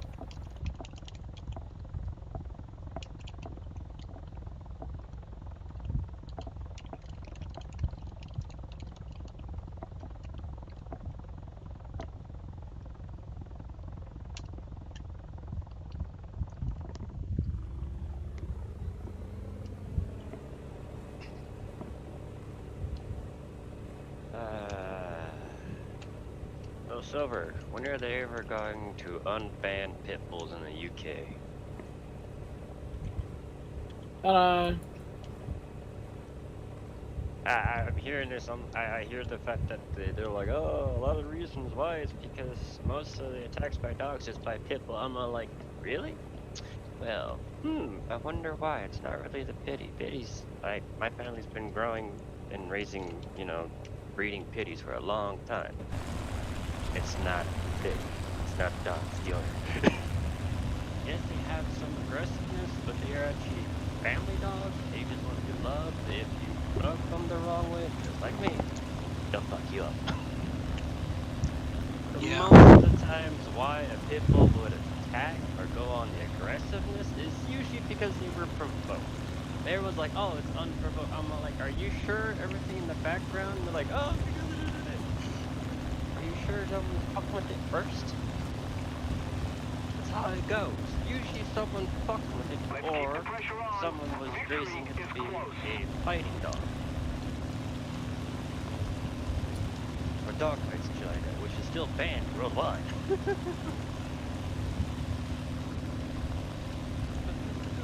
Like dog fights and shit like that.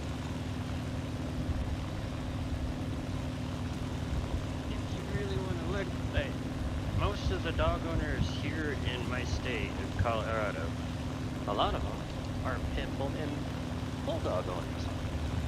They all love their bully breed.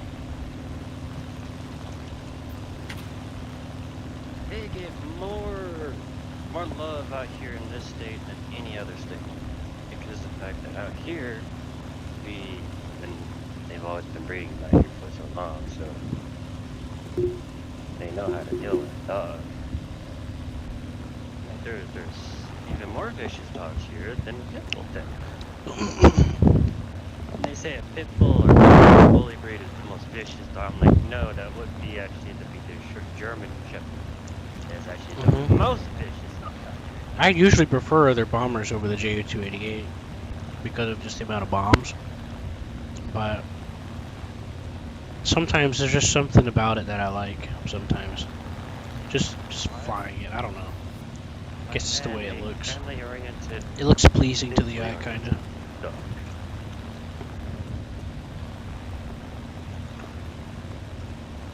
Oh, the dog just wants to cuddle. Attention to the designated grid zone. My almost year and a half pup now still thinks he's small enough to lay on my chest and shit. And it's about 70 pounds on my chest. Go. Yeah, my grandmother told me that dogs always have a hard time quantifying how big they are compared to something else. Even big dogs, you know, especially when they're still going through the puppy stages, like all dogs will have the puppies for 3 years straight. I'm pretty sure that's a BF 109. Attention to the But- map. That is just funny. No, that's not. Sometimes even older dogs can still have some puppies left in them. That's the My fault. grandma's dog, Max. He was a mixed dog with a black lab and all that. They are very vicious dogs. Labs are very. He was a black lab mixed with something else that most people can figure out. I'm like, you know, when he has his mouth out and all that shit, when he's going up, his grin. People Oh that boy, are so showing my whoever grandma the loves wrong way. seeing bombers. You're breaking up pretty bad, man. No, I lost connection to the server for a second. You're breaking up pretty bad there, buddy. Yeah, you were like, I got big. What?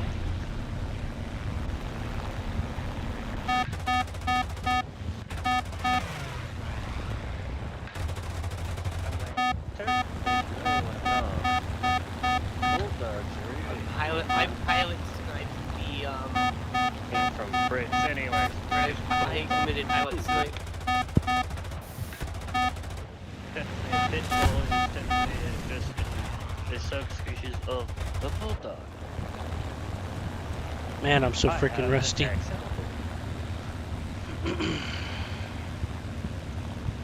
bulldog, but it's also an XL bully because they get really Yeah. fucking big. That guy stole my boom and zoom.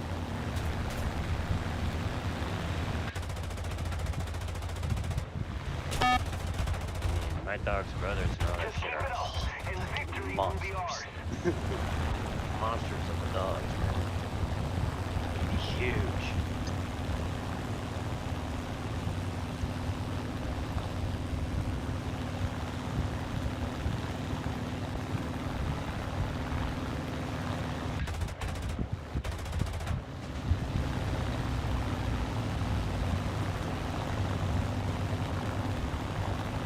The asshole Corsair has been taking all my boom and zooms. I've got more engines than you.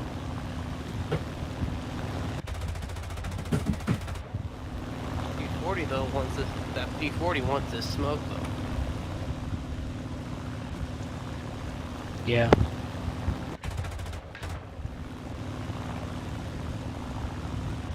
P40 was one of my favorite planes for a while as well.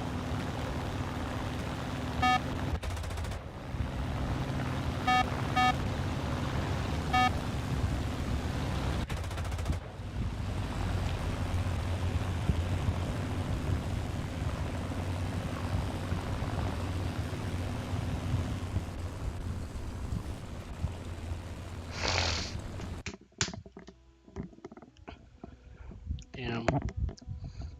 I was in a duel with that plane. I should have just got my bombs off. I should have just dropped them. Almost everything imagined it. Hey, I got Hero of the Sky again. Destroyed the most aircraft. I don't believe you. Oh no, that carried around from the last battle. Okay, never mind. Rogue Wave destroyed the most AI ships. Oh boy, 172k. Hell yeah. I barely did anything anyway.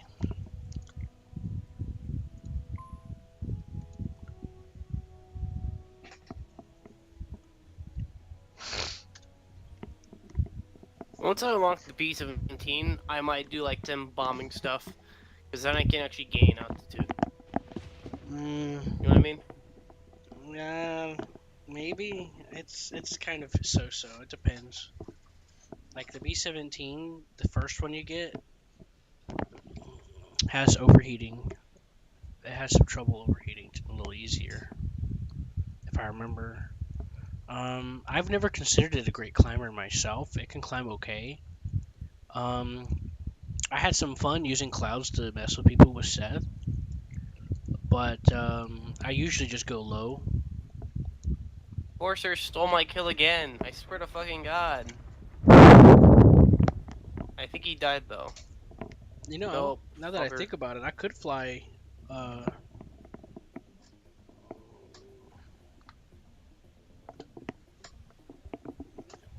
I'm not going to Spain. Not in simulator. That's too much to ask. Like Spain, that coastal map. Well, in simulator, it's one of the biggest simulator maps. I don't like it.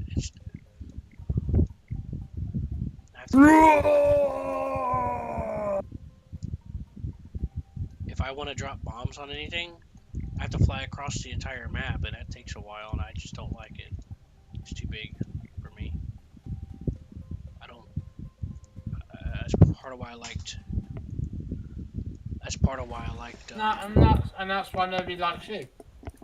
That's part of why I liked operations modes, because I didn't have to spend so much time.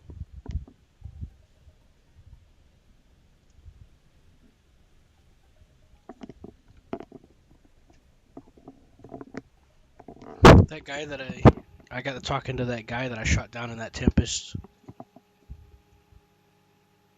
So we were just chilling in the all chat, just talking. Any other guy.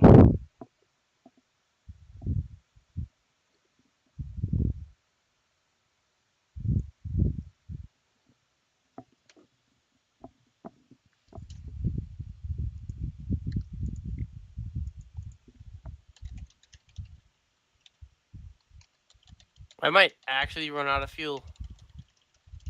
Actually, no, not with this rate this game's going. Yeah, I always just focus on myself, and I don't mean like ignore and abandon your team or whatever, but like if I'm doing okay and I'm in a good position, and I know that that teammate is way out of position, and I accept that I just like if I throw myself out there and get killed, it's not going to help him or me, so I just focus. Like if I did all right, I'm like, yeah, I did all right. I don't sit there and be like, oh, the team sucks. That team lost. You know. I'm like, yeah, look at that. I got a couple of kills. I'm doing all right. You know. Looks like I got the assist on this guy. Yeah, and assists too. I don't mind getting assists. You get enough assists, you get awards for assists, and then you get more money out of it. Secret strats, huh? Like several games, I focused on just getting assists because I just didn't mind. Dog hunting a P39. And I wound Oh, up making more money. Oh shit. I wound up making more money getting assists.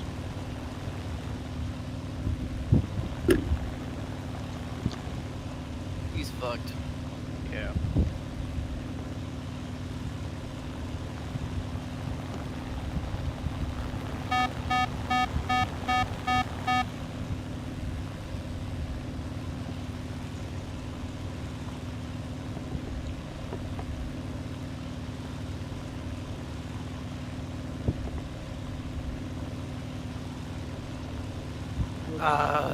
Do you hate it when you're playing World War II planes and out of nowhere, an Over Israeli here. plane shows up? What shows up? It's an S-19. It's an S-199. Oh, the Israel. Yeah, it's an Israeli plane. Yeah, it's kind This- of bad. The You can make it S-199. work. Yeah, it's an. They took different, like whenever I look at the plane, it's obvious they took different parts from different BF-109s and slapped them together. So, and it doesn't even have the same high performance engine that the BF-109 has. So it's a little it's underpowered and it doesn't perform very well. I just crashed into the ground because I had to look away for a second.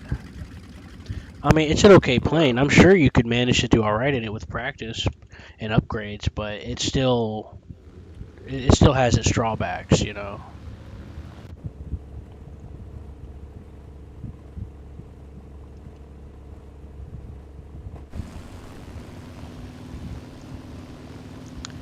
I don't remember what the other stuff it has. I haven't used it a whole lot. Because like I used it a couple of times and I'm like, I'm just not in the mood to try to figure out how this thing works. It doesn't handle quite like a BF-109, obviously. That's stupid.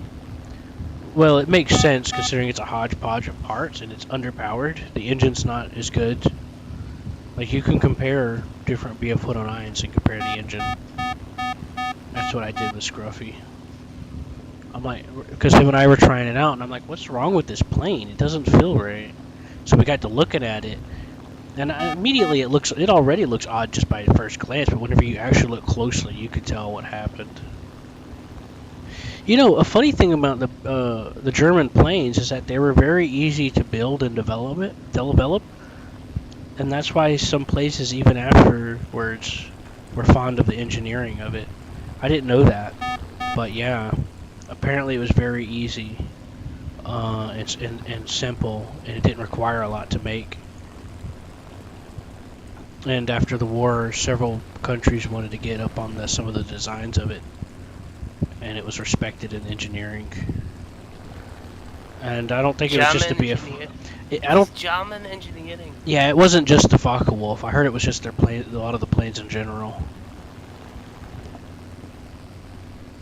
Because as much people don't like, as much as some people may not understand that, yeah, they may have had some engineering issues with this here and there, they always tried to solve them, you know?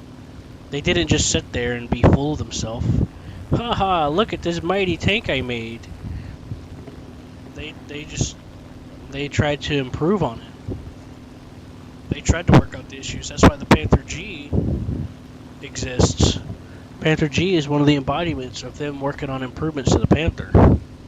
It even has that chin guard built into the turret to protect against trap shotting.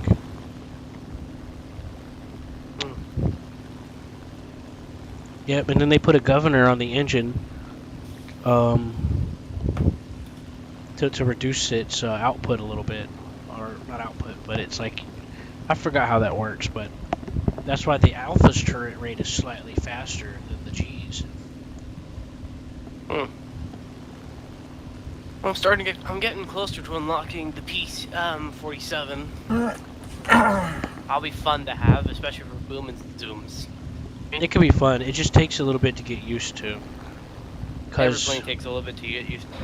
that's right. That's exactly correct. The P-47 particularly more so. You got to get used to it being heavy. Yeah, it's not meant to do turn fights. It's meant to boom and zoom. Right. And ground attack every once in a while. Oh boy, it's thundering.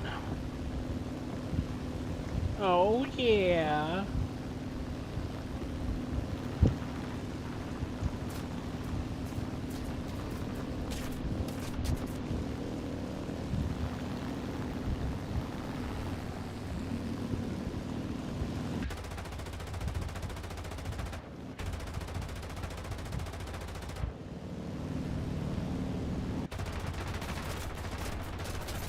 But yeah, if you do get the B-17, I'd fly with you. To be honest with you, I ain't flown it in sim in so long. I kind of want to do that. But I would need to take a few minutes with you in a custom battle. Just to help me get used to flying such a machine. Yeah, it's actually pretty simple. It's a lot Ow! easier than it looks, especially if you have WAS and D bound. It becomes second nature after a little bit. Yeah, I do. I think I do have WAS and D bound, so it should be easy. Yeah, because whenever I do takeoffs and landings, I like zone out while I do it. I'll be honest with you. Like that's how used to it I've got.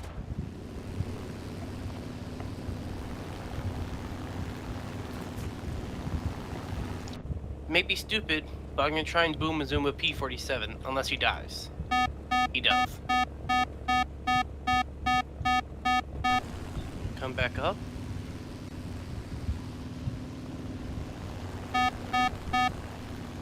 Yeah, you can see that fight.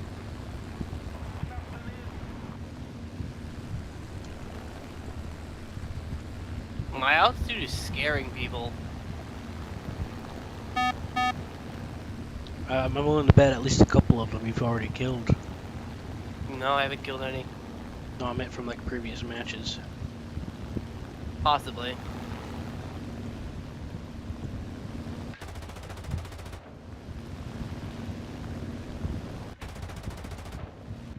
And I'm the only one that's at the 5-kilometer mark in altitude.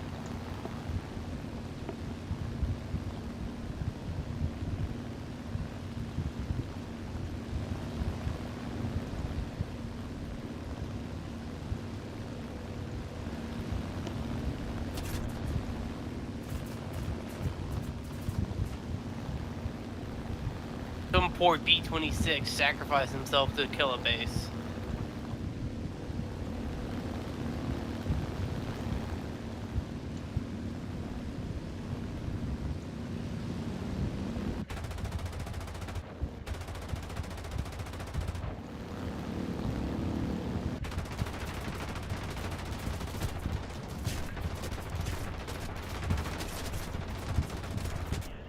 Bingo fuel.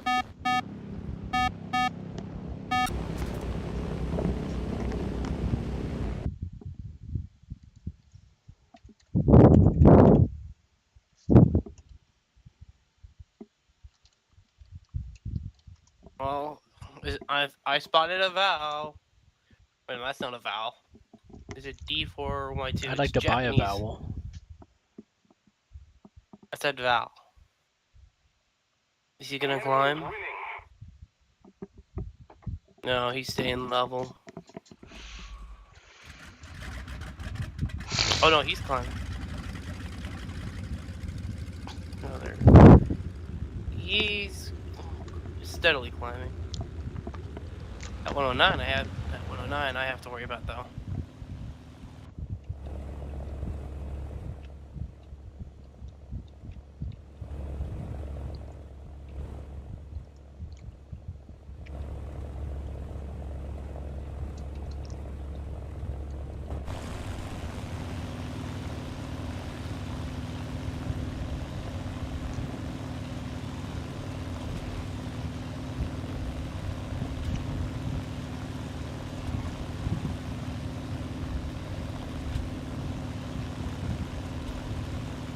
There's a 109 that wants to get to me for airspace, but can't really do anything since I'm 6 kilometers up. Oh Jesus. Yeah, that's actually a good altitude to do that. He's smart and keeping an eye on me because whenever I go after him, he dives. But he can't contest me. I'm near my max speed. I am around 450 kilometers per kph, and I'm at 6,400 kilometers in air. Well, 6,400 meters.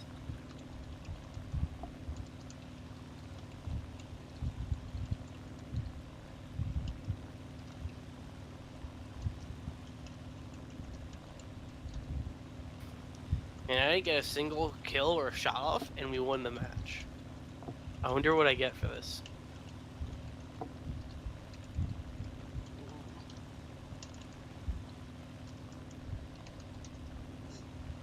You got $1 I got million. jacked. Well, I it is didn't even arcade get after all. I didn't even get any. I didn't get anything for that mission simply because I didn't shoot a single bullet. Curse you, arcade. It's obviously arcade's fault. Yeah, like Well, I mean, there are other factors. Like in Sim, you don't you gotta spot the person so you can take advantage of that. In arcade, everyone knows where you are anyway. yeah. So there are some factors involved, but still, I was just playing around with something. Yeah. Like it is what it is. Like you could just happen to just. Although it should reward you for playtime. Well, did In or my does opinion. to some degree, or is it used to? Like the amount of time that you're active is usually supposed to be factored, and your Not activity arcade. percent. Yeah, that's why I was being careful because I don't. That know if should- anything that should changed or how apply. much has changed. It should apply to arcade.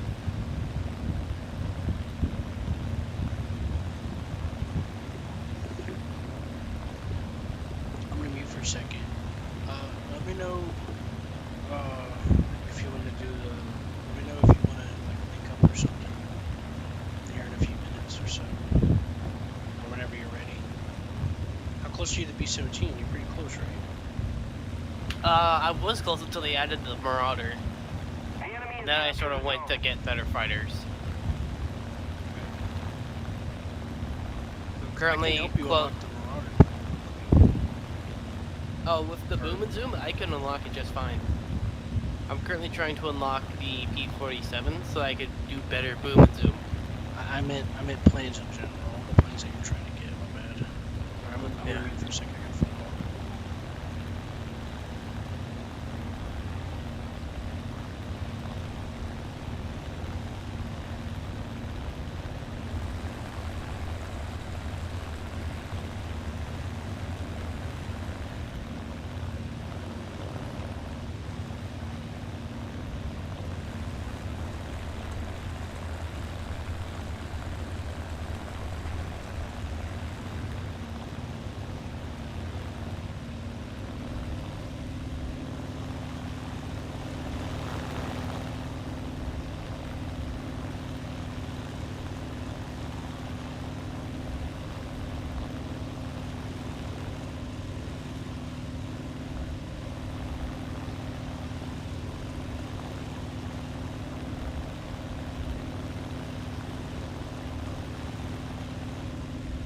Pulled off a successful boom and zoom on an HE-111.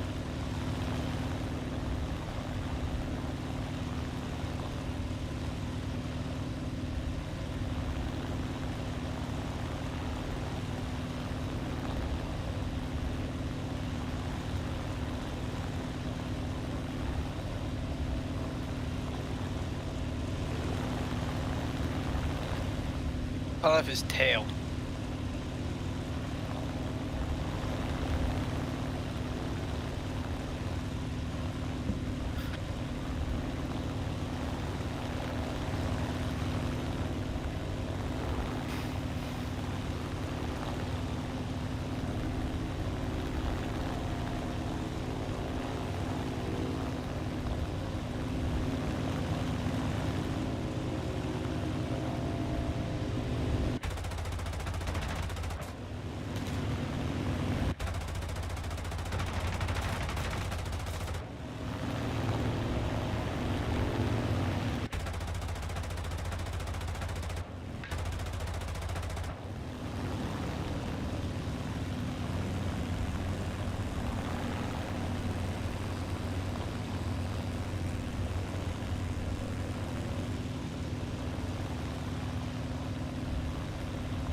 Nobody's coming up to contest me. Interesting.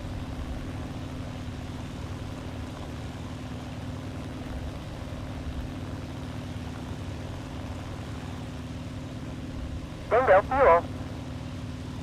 With a JU-87, I might shadow until I boom and zoom. Move after me!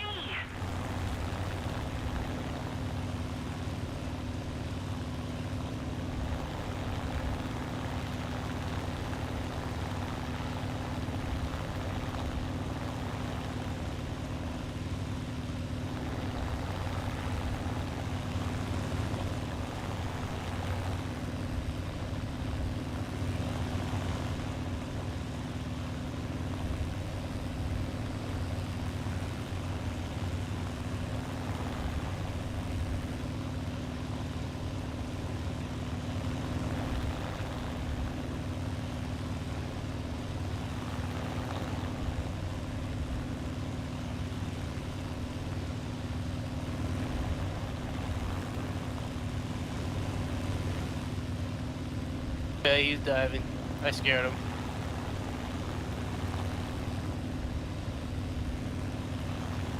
I scared the JU-87 from my altitude. He knew I was following him. Don't make sense. An SPD, that's a prime target though. We need his fighters. The fighters there to go away.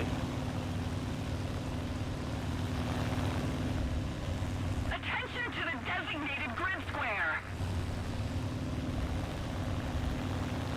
And he's diving.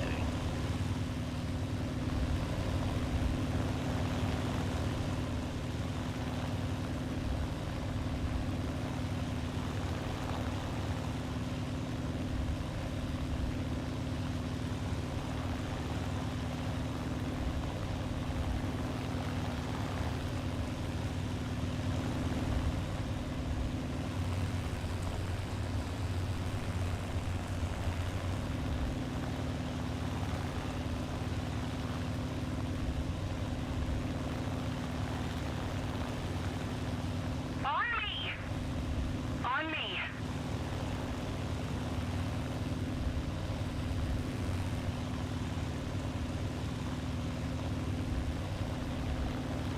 Another JU-87 potential target.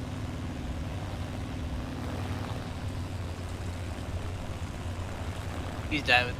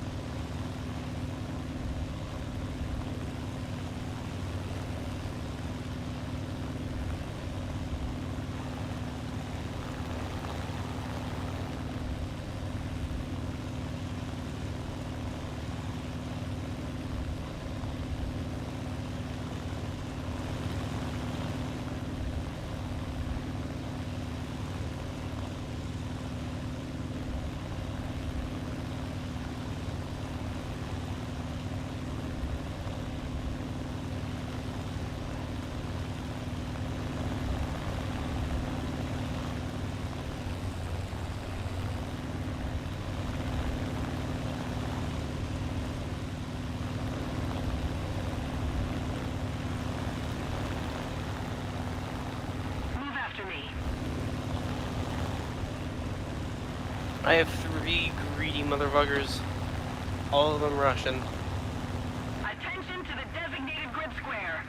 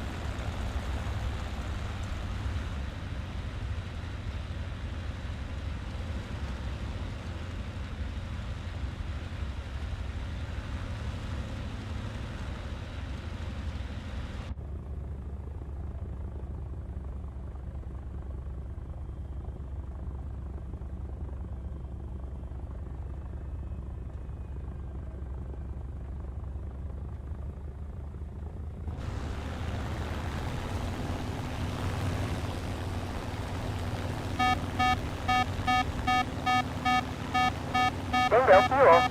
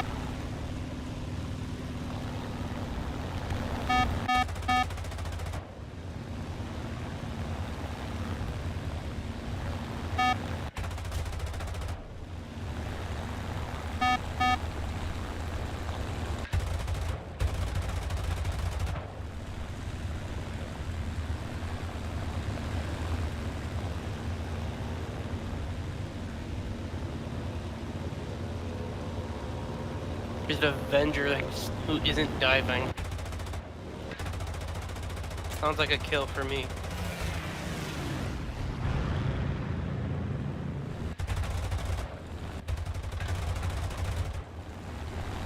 Oh, he doesn't know.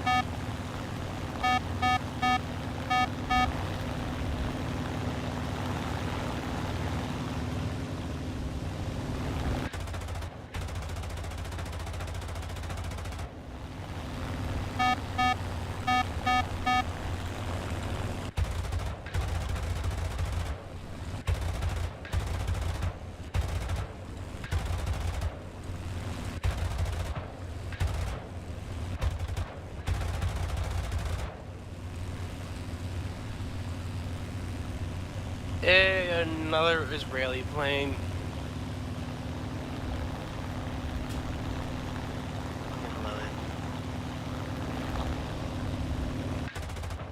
No, he's dead.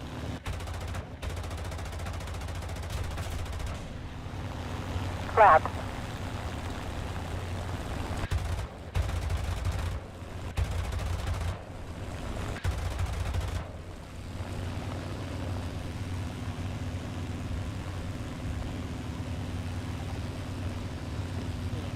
Back. So just me, 'cause I was No. on the phone. No, you're fine. I'm Q. I'm the Qist. Noise. Bitch really hate Israeli planes. What planes are you fighting? Spitfire? Spitfire. So you just don't like the Spitfire? No, I just don't like that Israeli planes can show up in World War II combat. Well, they were though. Israeli planes? Yeah. There's like whole documentaries about volunteer groups going to Israel, flying the hodgepodge of planes, British planes, etc. I'm not sure about Was when that- the BF-109 came into play, but I knew that there was at least one I think I heard of, but I'll have to refresh my memory. Close up. Close up. Close up. I'm sorry, what was your question? Close up. No questions. I'll have to refresh my memory on some of the details, but I do know that that was a thing in World War II. There was Israel stuff going on. But did Israel have planes? Like the nation Yep. of Israel?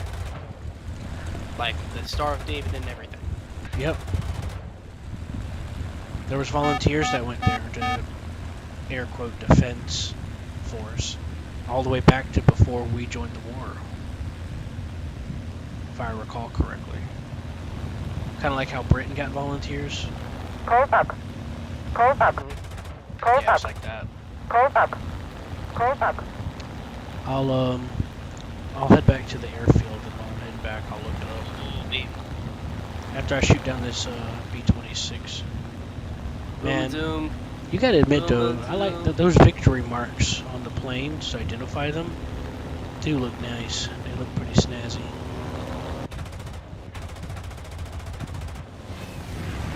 I boom and zoom damaged the Stuka. Didn't cannon to hit, but I hit him. I tore into him with machine guns. Very well done. I'll get the assists. Plus, she was starting to dive low, so I pulled up. Bingo Yeah, damage yeah, at take care. 500 kilograms. Ow.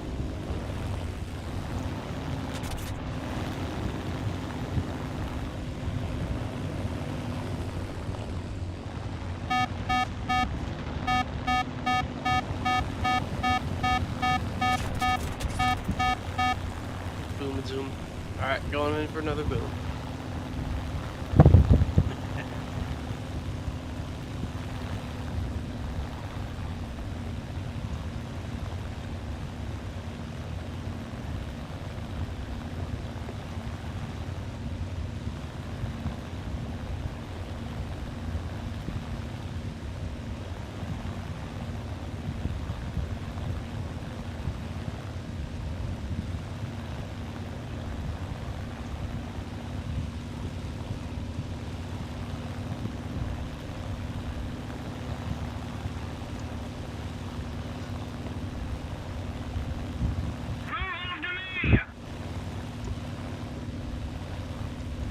Guide on me.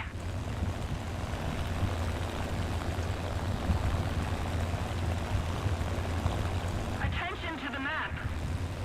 What's the climb rate of a hurricane? On scale of good to bad. It's okay. It's like in between.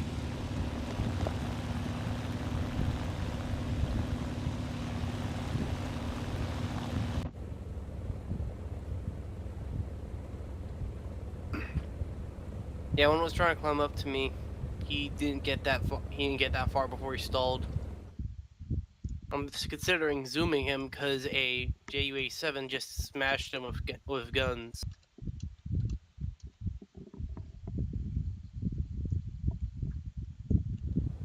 And let's boom.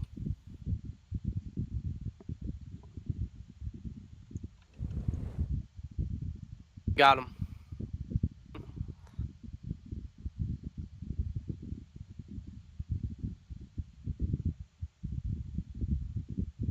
I did not make him happy.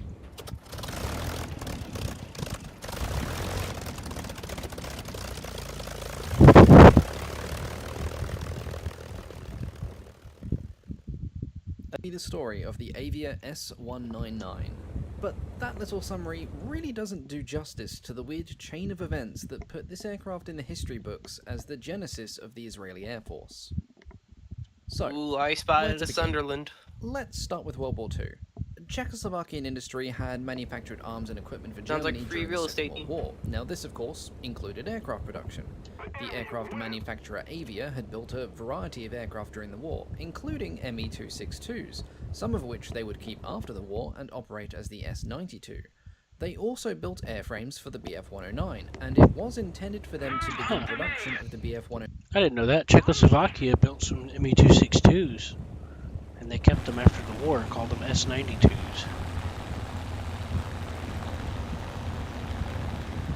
G14 in 1945. Now, of course, 1945 rolls around and the Germans pull out of the country. However, despite the chaos, most of Czechoslovakia's manufacturing industry escaped the end of the war unscathed. Now, they had a small stock of the Daimler-Benz 605AM engines kicking around, the ones that they used for the 109 in a We warehouse. got a Sunderland, but So he hit my production fuel was tank. started on the Avia Landing gear. S199, which Landing can gear. essentially Flap. be looked at as a Landing gear. If I run out, I Flap. run out. Landing gear. line G12 or G14. Unfortunately, disaster struck when fire ripped through the building housing the country's only supply of these Daimler-Benz engines, and production of the S99 stopped as the relevant parties watched their plans literally and metaphorically go up in flames. At this stage, Avia was left with two choices. They could scrap the remaining 109 airframes and cannibalize their parts into other projects, or they could find an alternative engine to power their fighter. Considering the amount of man-hours spent building the airframes and the time it would take to efficiently disassemble them, it was considered prudent to find a replacement engine.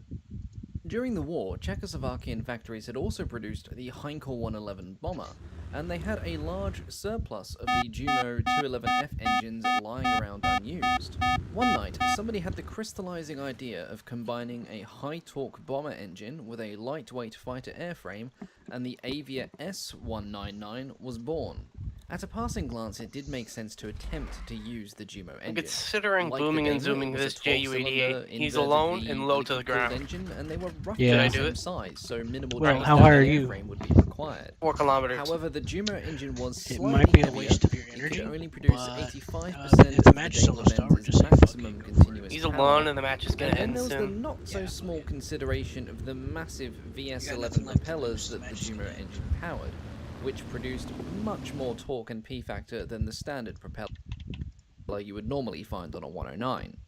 And when it comes to building stable, easy-to-control aircraft, you don't want a lightweight airframe that has to fight with the engine torque designed to lift a medium bomber. Boom Zoom was successful. Unfortunately, no other surplus engine of And I adequate go size, uncontested, power, other and than, numbers was ground around, flak. so Avia had Well, to that's make the airfield most of flak. it. Now, despite the similar size, some modifications had No to be wonder it made got on hit account of the immediately. new engine, chiefly of which was the removal of the 109's signature nose hub cannon. Oh yeah, I forgot about Landing gear. Landing gear. another thing. Landing made gear. The planes really Landing gear. Landing gear. It's very easy to repair an engine from. It was a sort of like modules. Like if you wanted to work on the engine, you would just open the engine bay and just pull the engine out or do whatever you need to do. It was very easy to repair. I forgot about that. Nice. As the Jumo engine was not designed with this in mind. Instead, two 20mm MG150-120 cannons were mounted in gun pods under Killed each another wing, Ju-88. with 120 rounds for each gun. The 13mm machine think it was guns, the same which were guy, mounted too. in the cowl, didn't need to be changed, but unbeknownst at the time, these guns were going to cause some serious issues down Well, the I think line. I'm gonna run out of fuel The before I get back to base. S199 was also designed Which to is gonna be quite carry unfortunate. ordnance. In its original design specification, the aircraft could carry up to 4 70-kilogram bombs. However, this was scaled back to 2 on account of the aircraft's diminished Yeah, I'm and gonna run out of fuel. questionable performance. Despite the My problems, altitude, I might Avia be were able to glide hopeful in. about its general flight performance Although I doubt that due to the distance. Oh well. without ordnance, and the 199 was expected to have a top speed of 528 kilometers an hour, or 328 miles an hour at sea level, which would then go up to 598 kilometers an hour, or 372 miles an hour at 20,000 feet. This optimism soon evaporated when they started putting Actually might pilots make it. in the aircraft, however. Very quickly, pilots gave the Avia the nickname Mule, and there's good reason for that. It had horrible handling characteristics. The slightly heavier engine combined with the massive propeller made the aircraft very nose-heavy, which was a particularly bad way to be during takeoff and landing. It also had a vicious tendency to veer wildly. I'm also learning about that BF-109 for Israel. Mm-hmm. From what I'm hearing about it, it seems pretty accurate from what I described it as. Being underpowered, it's handling being rough. But it is an interesting story. On takeoff due to the extra torque, sometimes taking the terrified pilots completely off the runway. They had a bunch of German, they had Heinkels, they were able to build different stuff. And they had German stuff from World War II that S-199 was put together post-World War II, or at least the version of it is the S-199. And they had engines in store, but they all got burned. There was apparently a warehouse fire. I So they made had it to back try to to- the airfield on. I made it back to the airfield on no fool. Oops. Yeah, that's the benefit of being glide further. That's what I do sometimes when I know I'm not close enough. If I know it feels pretty cold, I just start climbing as best as I can manage. That's gotta be a smooth runway. Worst of all though, the 109's robust in-flight performance seemed to have been affected as well, with test pilots complaining about poor low-speed handling, and before long it was admitted that the aircraft was difficult to handle in any state other than when it was stationary in its hangar. Despite these vices, the S-199 equipped most frontline Czechoslovakian squadrons until, with unbridled relief, they began to receive more modern Russian aircraft early in 1948. The surviving Somebody got aircraft mad were then because, allocated to reserve squadrons or put up for kept on waiting export, but there was for very things to little be hope alone, of and I shifting them, boomed and zoomed and out. it was thought that most were going to be destined for the scrap heap. It was then that the 199 found an unlikely new lease on Which is life. kind of fun. In 1948, Israel was poised to declare Let's its go. independence, but it was in trouble. Armies from hostile Open Arab up a nations Valkyrie crate, loomed gave on me its doorstep, 7,500 and the silver sympathy and lines. assistance of Big major for Western me. powers was found wanting.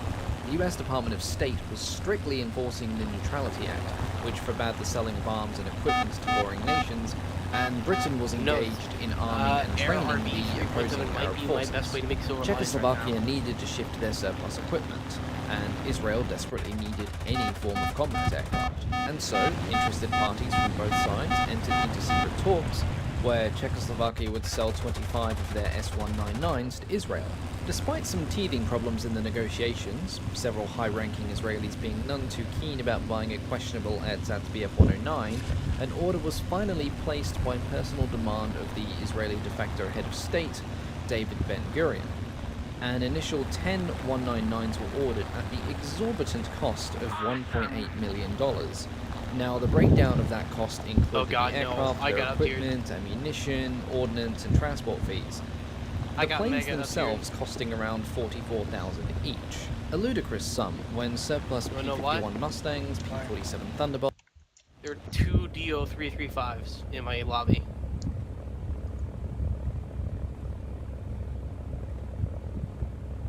Right. What? Bingo fuel. They're on my team though, so they'll help me. That helps. But that still means there are 2 DO-3, Udos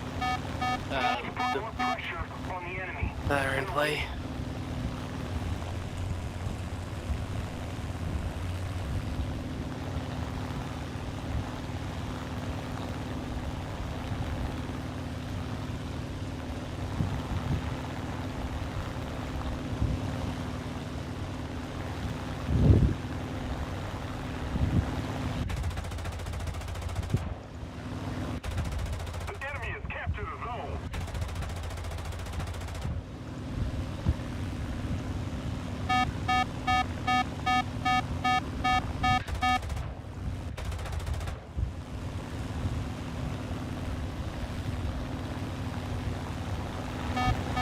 I'm scared of P1Y1s are running.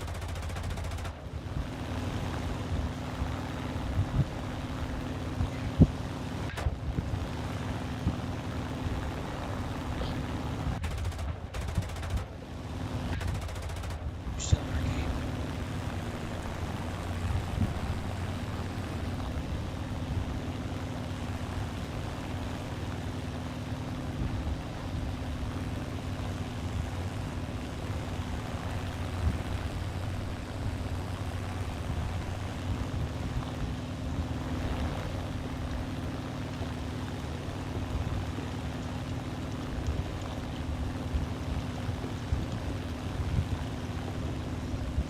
Move after me. On me.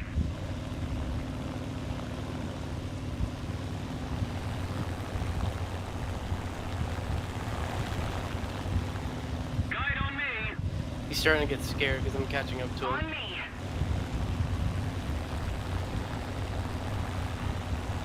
Need backup. Crap.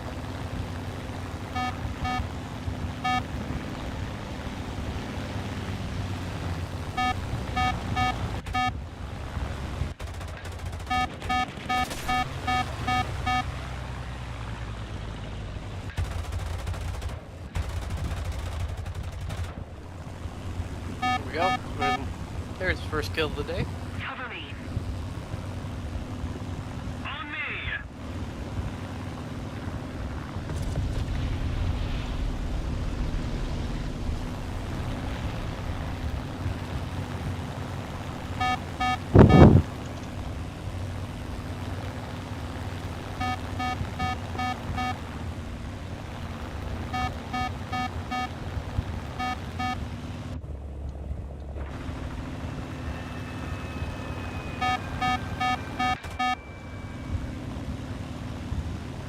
On me.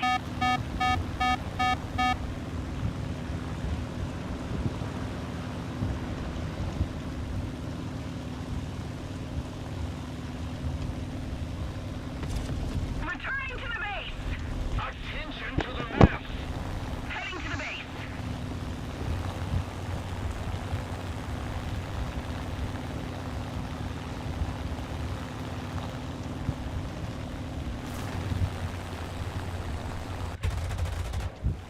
Cover me. I'm sorry. Returning to the airfield. Attention to the designated grid zone.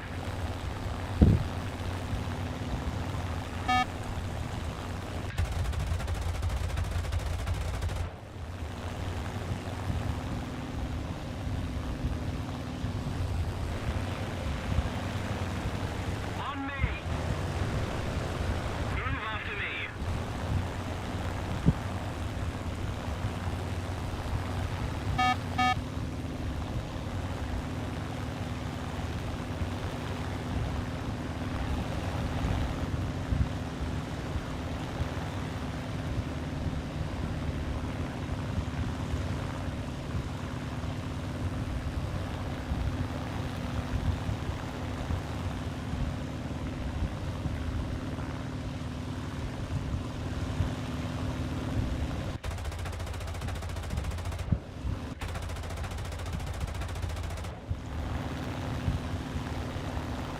Move after me.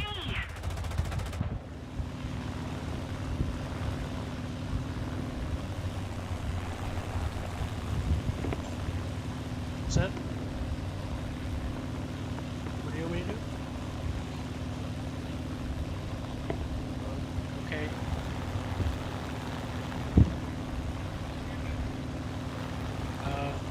No, I'm just listening to them talking about how to do some construction stuff. And my hands are hurting, so I thought I'd do something with them while I was waiting to see.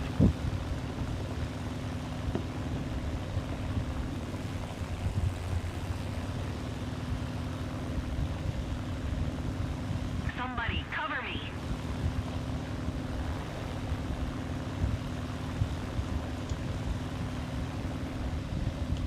On me.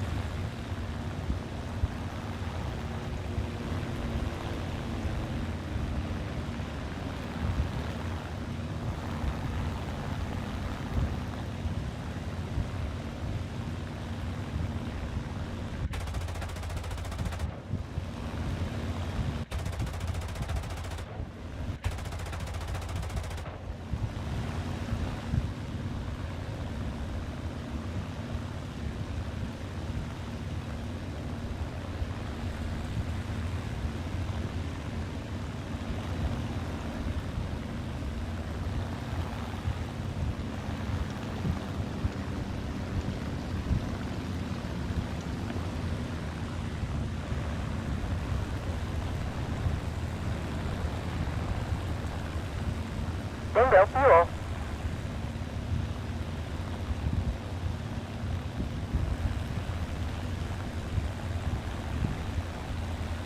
Returning to the airfield.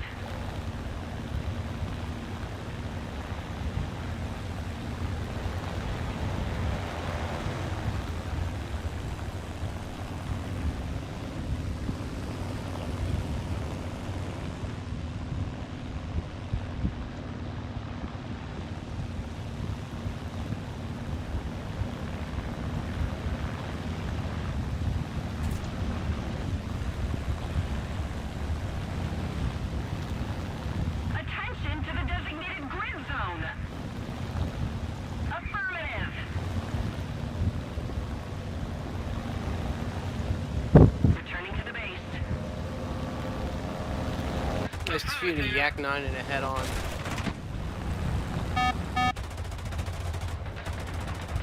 Pretty neat.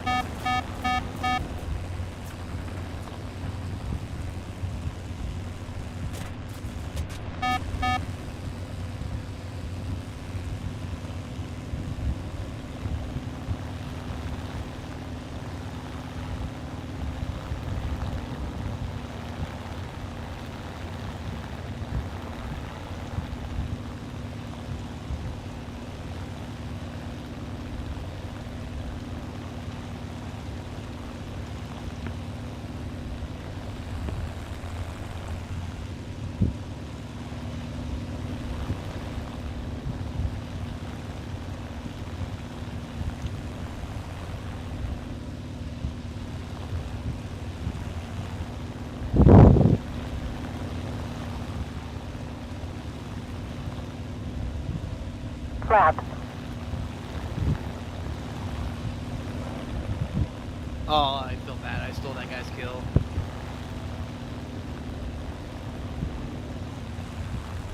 Yeah, it happens. At least he got an assist, right? Yeah, he would have gotten the assist. Did he get an assist though? I didn't have enough time to check. The game ended immediately after I shot him down.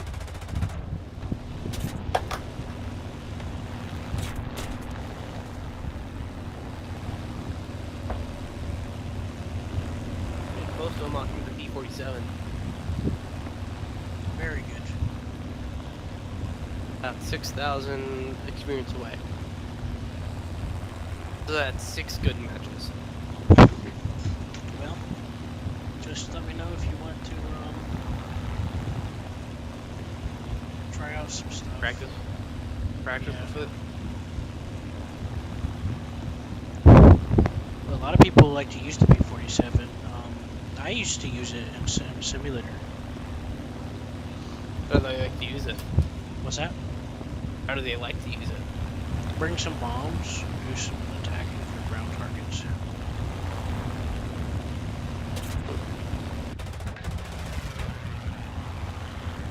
I try out the Marines Corsair for into Oh yeah. There's a few. The first one. Again? There's a few Corsairs. I don't remember. Taking how the the Marine one, Yeah. U.S. Marine Corps one. I think that one was added after I unlocked the others. And then there's the F4B.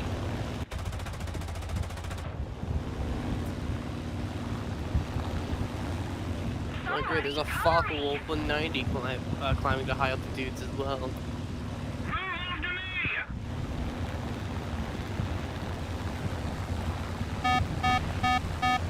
I gotta go do something, I'll be right back.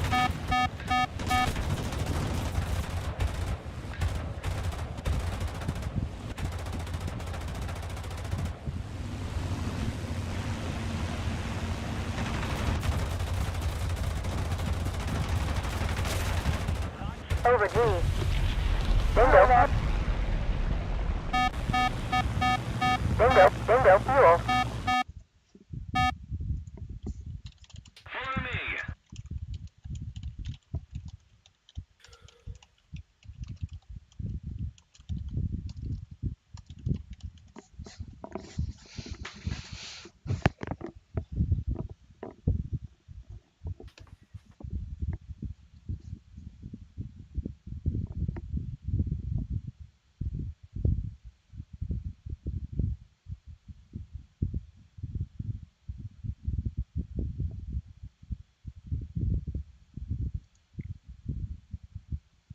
need to put more pressure on the enemy. They're winning.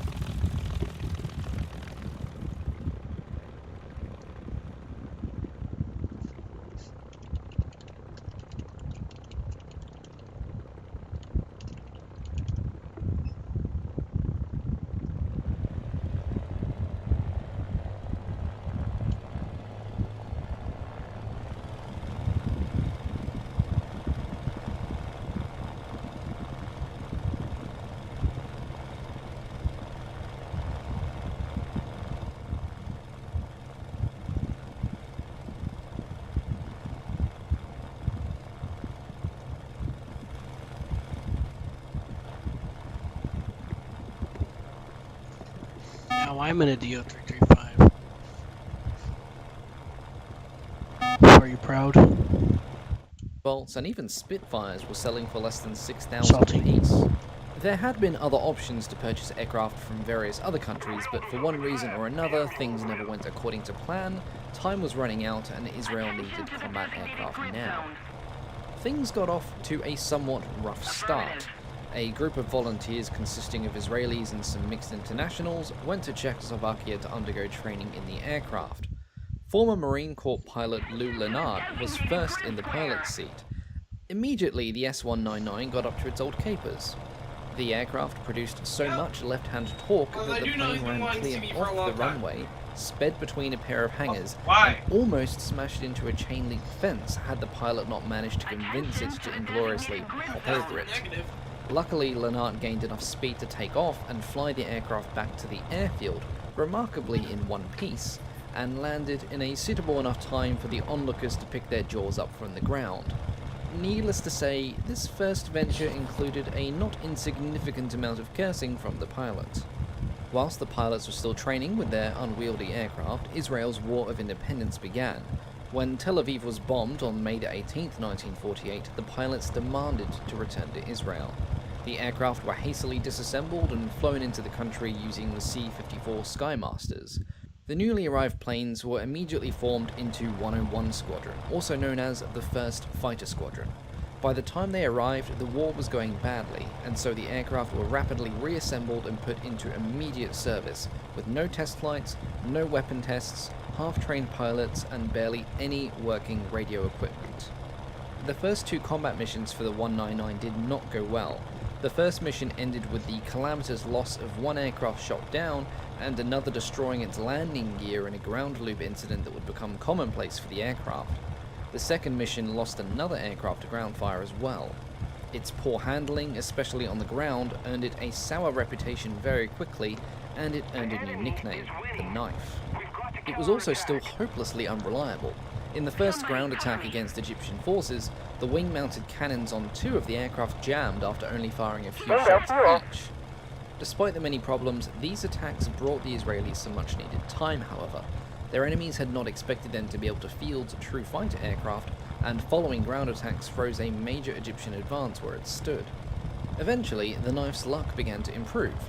Modi Allen, flying the last serviceable aircraft at the time, the others either being destroyed, broken, or otherwise unserviceable, intercepted and shot down a pair of Egyptian C-47s that had been converted into bombers.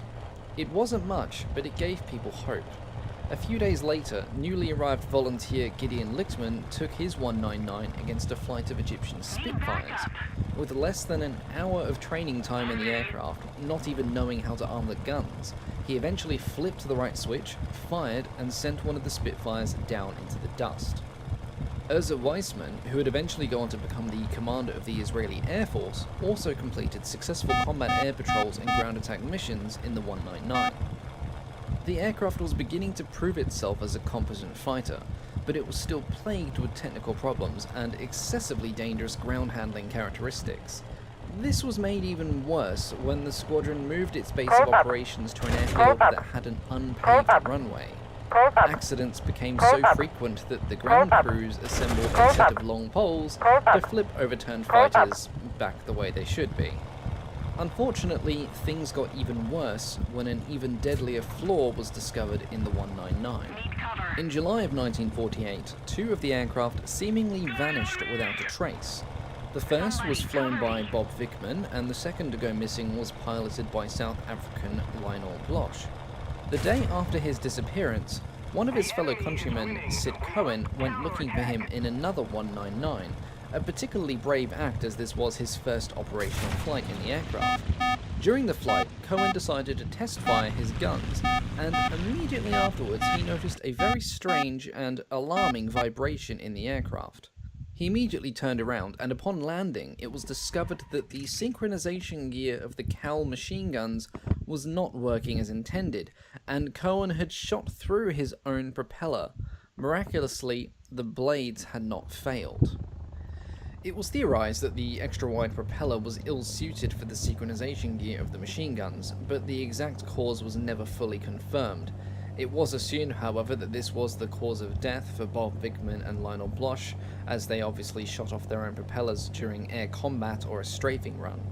After this, most pilots refrained, for obvious reasons, from using the Cal machine guns and opted for the wing-mounted cannons instead, even though they were quite seriously prone to jamming. Over the course of the war, frustration and complaints grew about the problematic aircraft. The Israeli delegation complained to the Czechoslovakians about the reliability and poor performance of the aircraft, citing several I accidents. forgot. Another factor of the Focke-Wulf 190, Salty. Salty.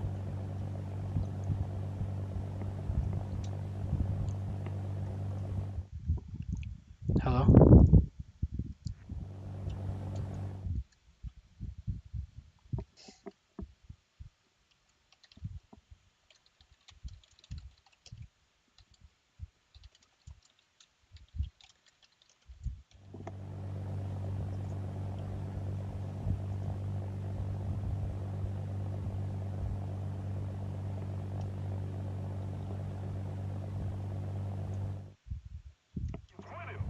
Counterattack!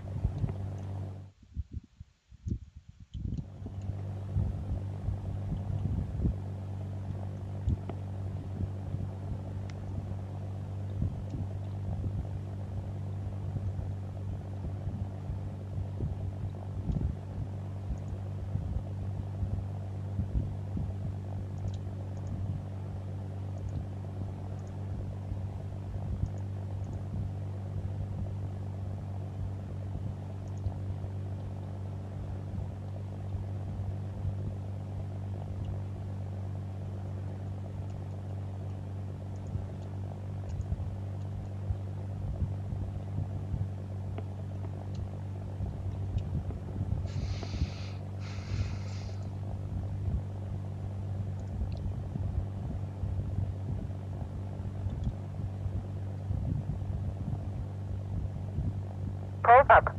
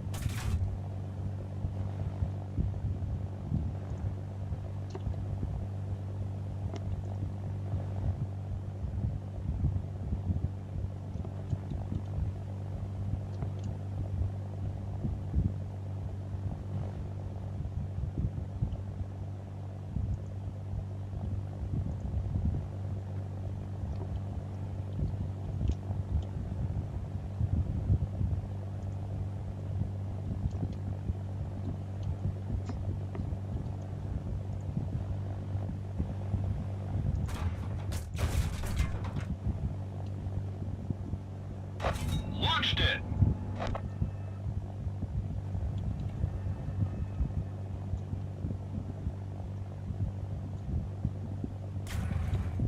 Somebody, cover me. On me!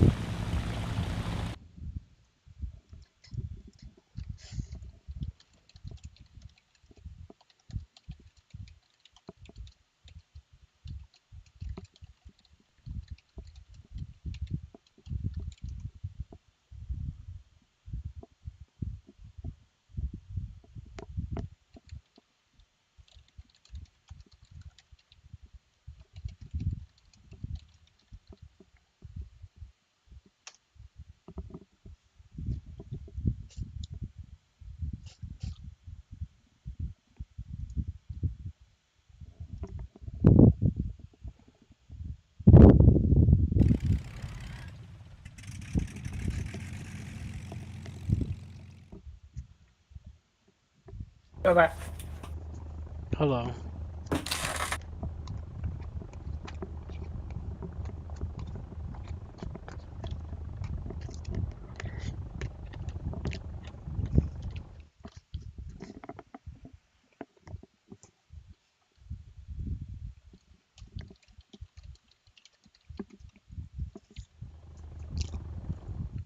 Including one that had tragically killed Modi Allen, then a rising star in the fledgling Air Force. The Czechoslovakians argued that many of the accidents were the result of rusty or poorly trained pilots, and reiterated the fact that the pilots had demanded to be returned to Israel long before their training was complete. It was an argument that went back and forth, and ultimately bore no fruit. Landing gear. Despite its unreliability and poor handling characteristics, the S-199 came at a crucial and necessary time for the Israelis. By conflict's end, the Avia S-199 accounted for 7 air-to-air kills, and it had completed numerous ground attack missions, mostly against convoys and enemy airfields. Perhaps its greatest achievement was the effect that it had on morale for both sides of the conflict. It gave the Israeli people hope, and it gave their enemies pause. Eventually, more and more aircraft were smuggled into the country, including more S-199s and some infinitely more reliable Spitfires. However, it was the 199 that had cemented itself as the founding aircraft of the Israeli Air I Force. love you, really. 3 examples Really? of the aircraft survive to this day, Okay. 2 of which are in the Prague Aviation Museum, and the Well, I other don't love you then. What? That's what you want to hear. That's what you want to hear.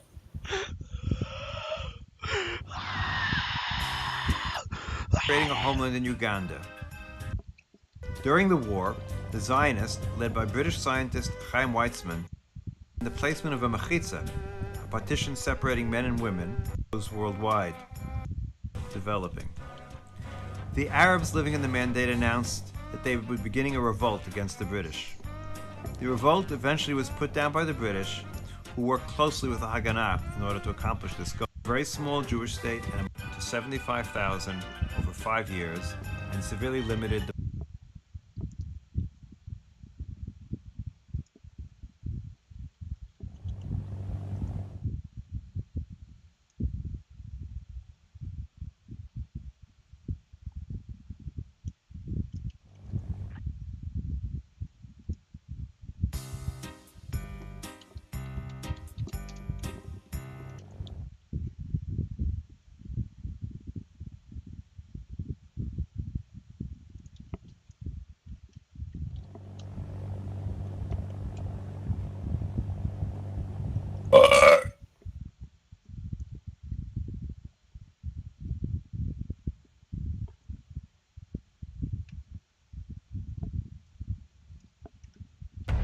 The Boeing B-17 Flying Fortress. There were better bombers in the US service during the war, but for some reason, the B-17 captured the affections of millions of Americans. It had the X factor, that special something that fired up the passion in the hearts of those who saw it in flight, and inspired the imaginations of not just the greatest generation, but the generations that came after. Whether fending off swarms of enemy fighters or flying through flak so thick it seemed like you could walk on it, the B-17 symbolized America's true grit, its determination to fight tyranny and help democracy prevail. And yet, like many wartime aircraft, its story didn't end in 1945. Far from it. So many B-17s had been built that demilitarized examples saw widespread use in a mind-boggling number of roles, such as freighters, airliners, flying tankers, and even as water bombers, while some went on to continue serving as bombers in several air forces around the world. And it's one such air force's use of the Flying Fortress that today's episode will explore. It is a story so intriguing it wouldn't seem out of place within the pages of a Tom Clancy novel. This is the story of how Israel managed to smuggle a group of B-17s out of the United States to Israel, using their own delivery flights to do the unthinkable and bomb the capital city of their enemy. Welcome to Wars of the World.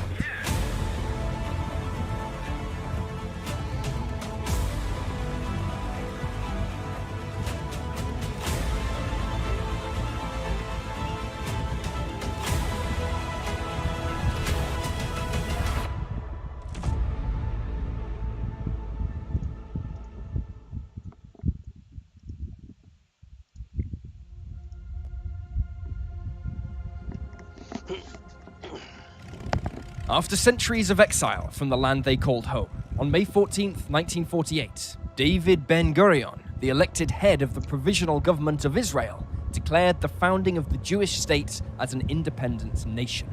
Emerging from the horror of the Nazi Holocaust, Jews from all over the world celebrated the rebirth of their homeland, and their mass migration to the Holy Land began. But right from the start, it was clear that living in Israel was never going to be easy. The creation of Israel involved the partition of Palestine, and many Palestinians, whose families had worked this land for generations, found themselves displaced, something that outraged their Arab brothers, particularly in nearby Egypt. Within hours of Ben-Gurion's declaration, the Royal Egyptian Air Force, or REAF, began launching air raids against Jewish settlements, which Israel was almost powerless to stop.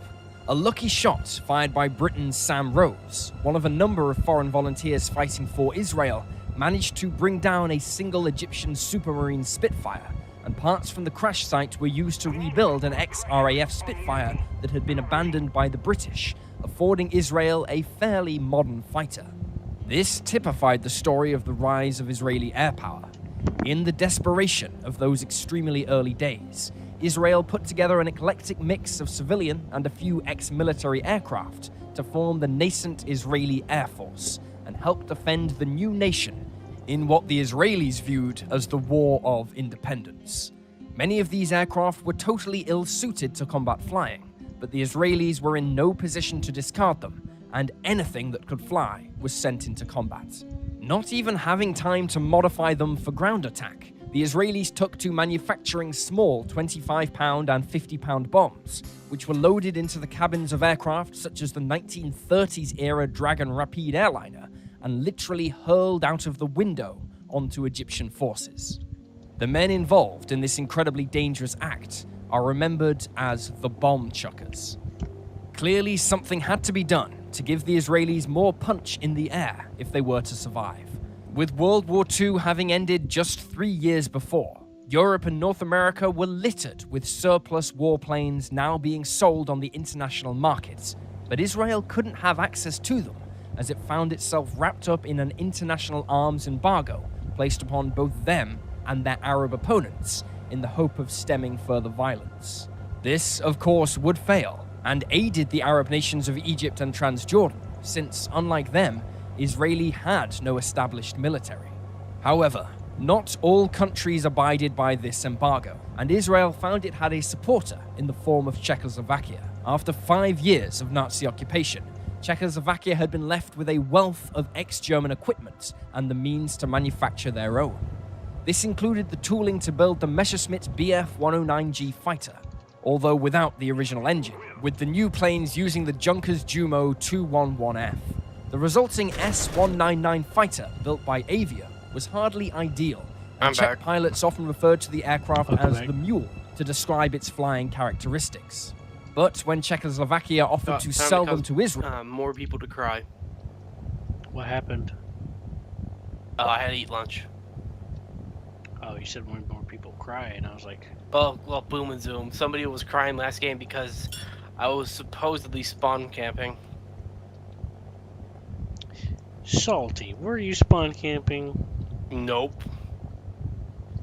I just boomed zoom a guy about a minute after he left spawn. The enemy has captured a zone. That's totally spawn. No, I'm just kidding. I'm following this group of bombers.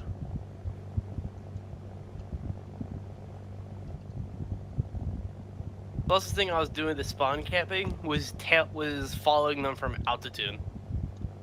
That was the closest thing I was doing to spawn camping. Right.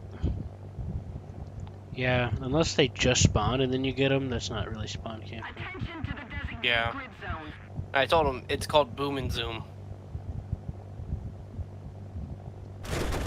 He probably was just mad because he didn't know where I came. He had no idea where I came from. Yeah, it's probably just passionately reactionary, because remember, there's likely to be a lot of newbies and they don't understand this stuff. Mm-hmm.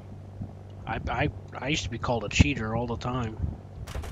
You're a cheater. For I know having that. such altitude. What's that? For having that sort of altitude. No, just for killing people. And Yeah, tanks you are or a cheater, planes. kid. And tanks and planes. Isn't that just every game? No, that hasn't happened in a while. But I don't I mean, play like it. every I don't video play game? it 3.0 anymore. Well, I mean, like every video game sort of thing. Well, also back whenever I was called that, the wargaming community bullshit was still going on, so it was a lot more. People used to believe that you could actually cheat in the game much more commonly back then because of the lies they spread around. Yeah, so you can get called that anywhere, honestly. But that's just the way things are with life. But I don't play a whole lot of games where I can get accused of stuff like that.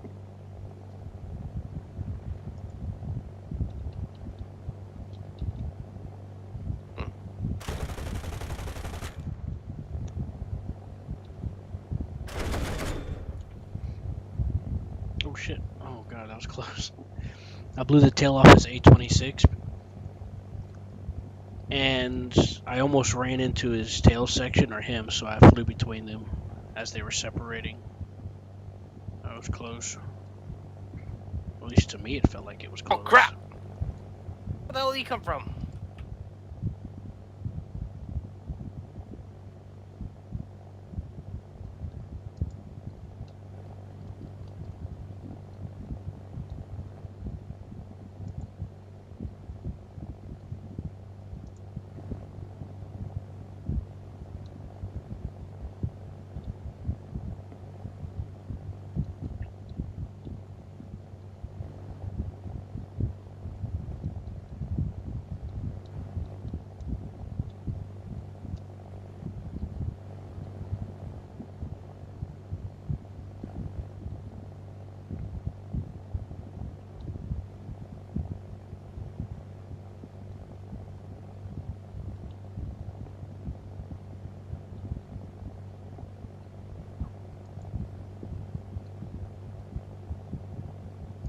I'm surprised the BV38 is 3.7. Well, That it seems a bit low. it may not look it, but it's particularly vulnerable. Really now? It's slow and it's chunky. You could snipe it. It's really easy to snipe because it's so big.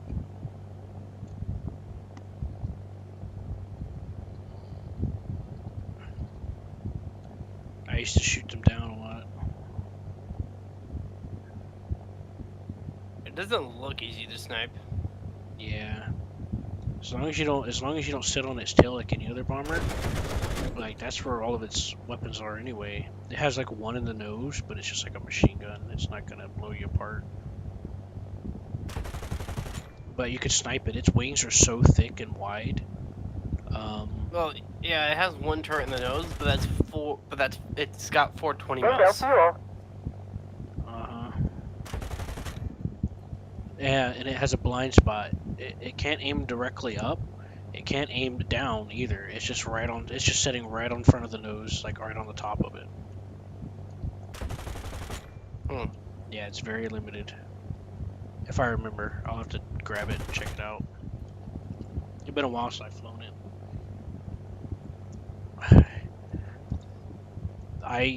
You have to try to trick people to get on your tail in that thing. Or at least that's what I had to do.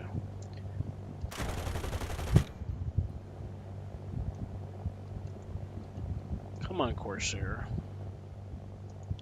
Oh right, another thing. I don't remember what you heard or may not have heard that I was trying to tell you about. But one of the things I was going to tell you, the last thing I was going to tell you is that another factor about the Focke-Wulf 190s is that they had very good visibility. Because you know how the P40s and stuff had the bubble canopy.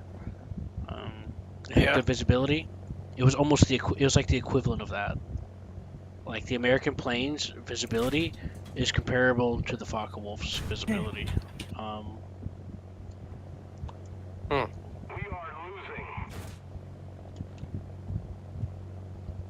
I forgot how to use my flaps. Bingo fuel. For me, I rebound.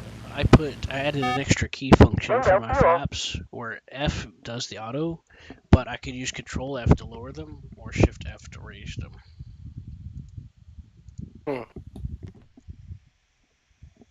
Man, I'm so rusty with this damn plane. I fucked up.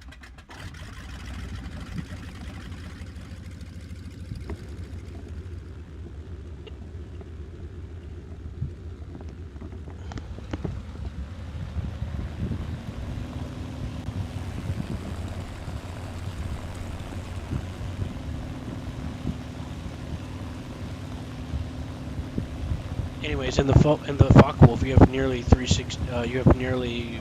full 180 degrees of visibility. Like all you got to do to see behind your headrest is just lean your head over slightly, and even then, you don't even hardly have to do that. It's got full visibility. Weird. Yeah.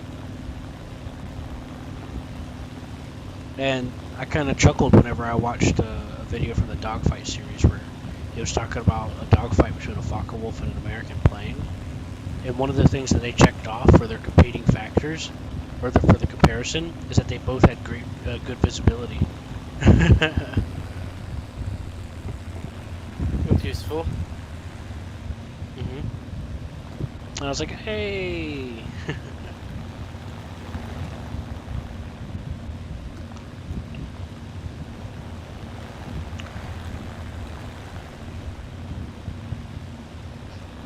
You know that moment whenever you're like, hey, I recognize that, you know? Yeah. What do you mean?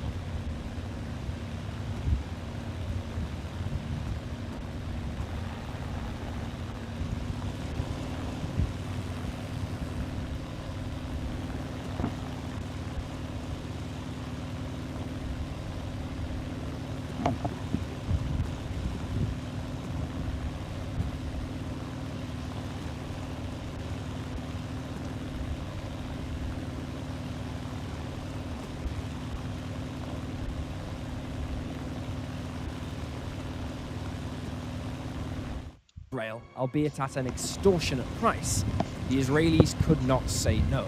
It is with some irony that Israel's first consistent fighter units would fly an aircraft whose origins lay in the wartime Luftwaffe. And while not ideal, the Israeli fighter pilots, many of whom were war veterans, put them to excellent use. I'm still but looking what Israel really needed was a way of striking out at their enemies. What they needed were bombers.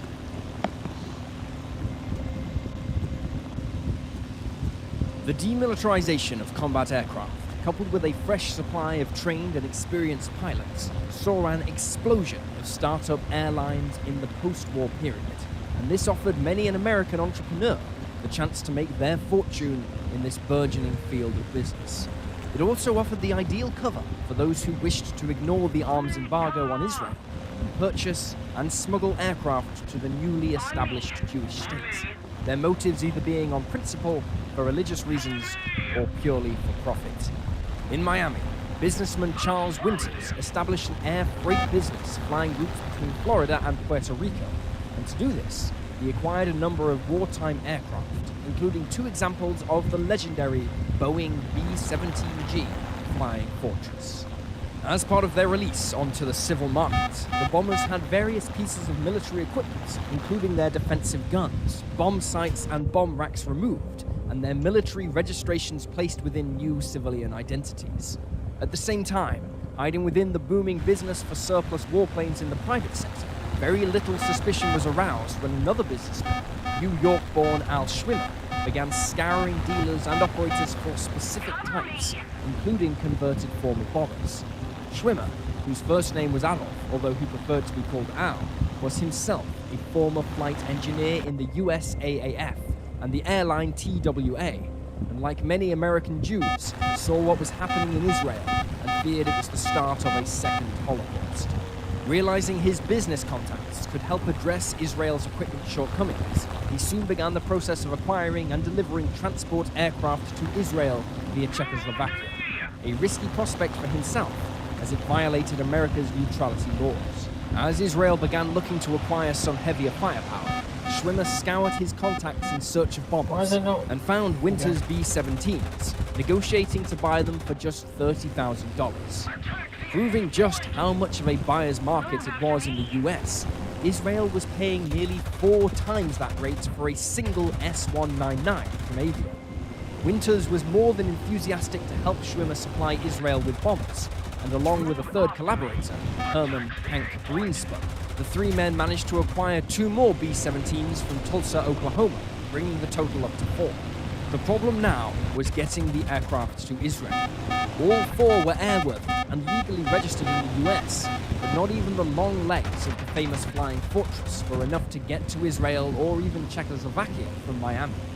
Therefore, the men had to carefully formulate a plan that would make their flight look as legitimate as possible to US authorities, at least in the early stages. The first phase was easy enough, that being flying from Miami to San Juan in Puerto Rico, as this could be described as one of Winters' regular flights.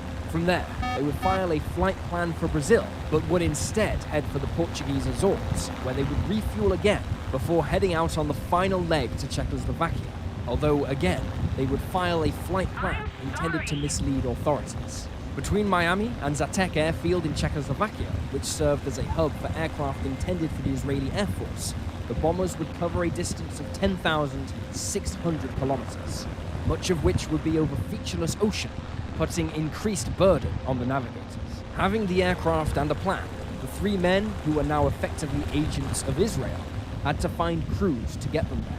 And not all of them were in on the final plan. One pilot recruited by the trio was David Goldberg, himself a former B-24 pilot during the war, and who would recount his involvement in the operation to a journalist for Wing magazine in February 1981. He explained, "While making cargo runs out of Miami in the spring of 1948, I was contacted by phone and asked if I'd be interested in earning $1,000 to ferry an airplane to Europe. I said, sure. A few days before we were to depart, I was asked if I'd fly co-pilot instead of pilot, since they now had found a colonel who was supposed to have a great deal of B-17 time, and also his name would look better on the documents.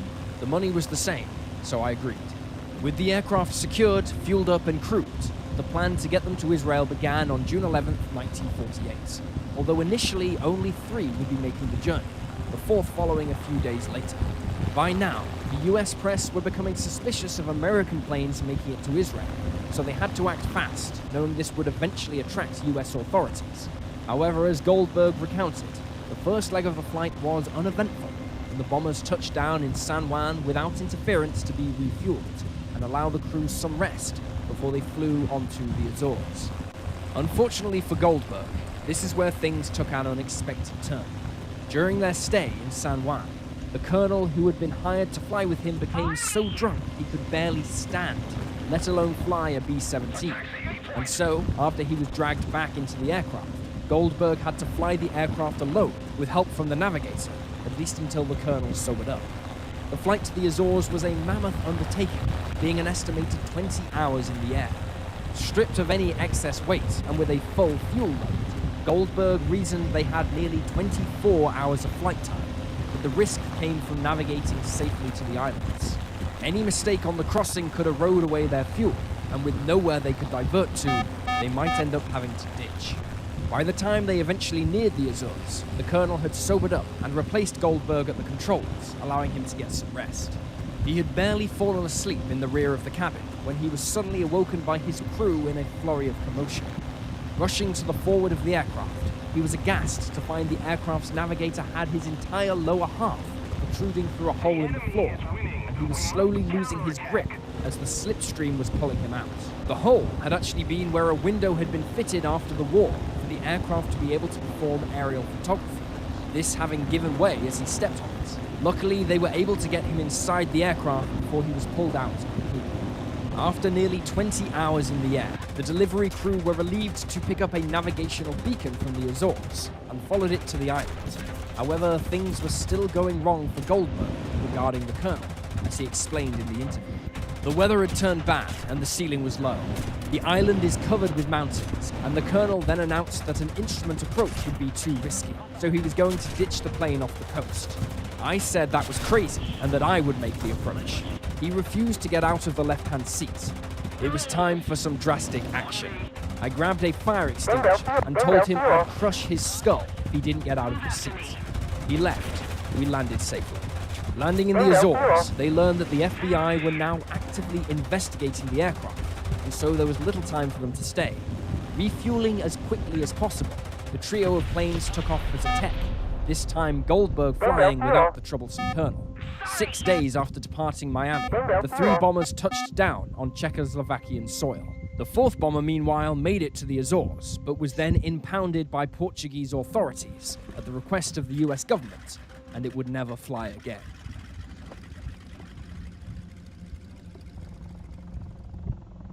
At Zatek, work was undertaken to return the B-17 freighters back to their combat role.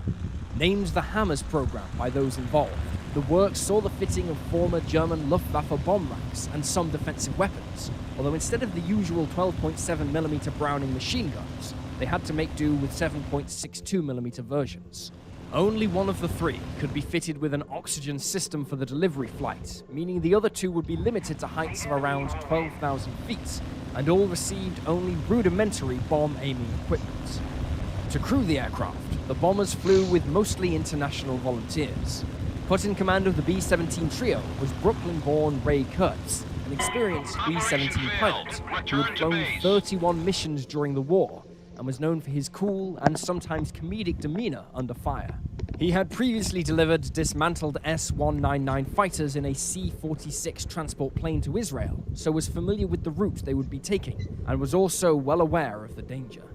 However, as the work neared completion and the crews prepared to deliver the bombers, news from the fighting around Israel filtered back to them, and it was not encouraging.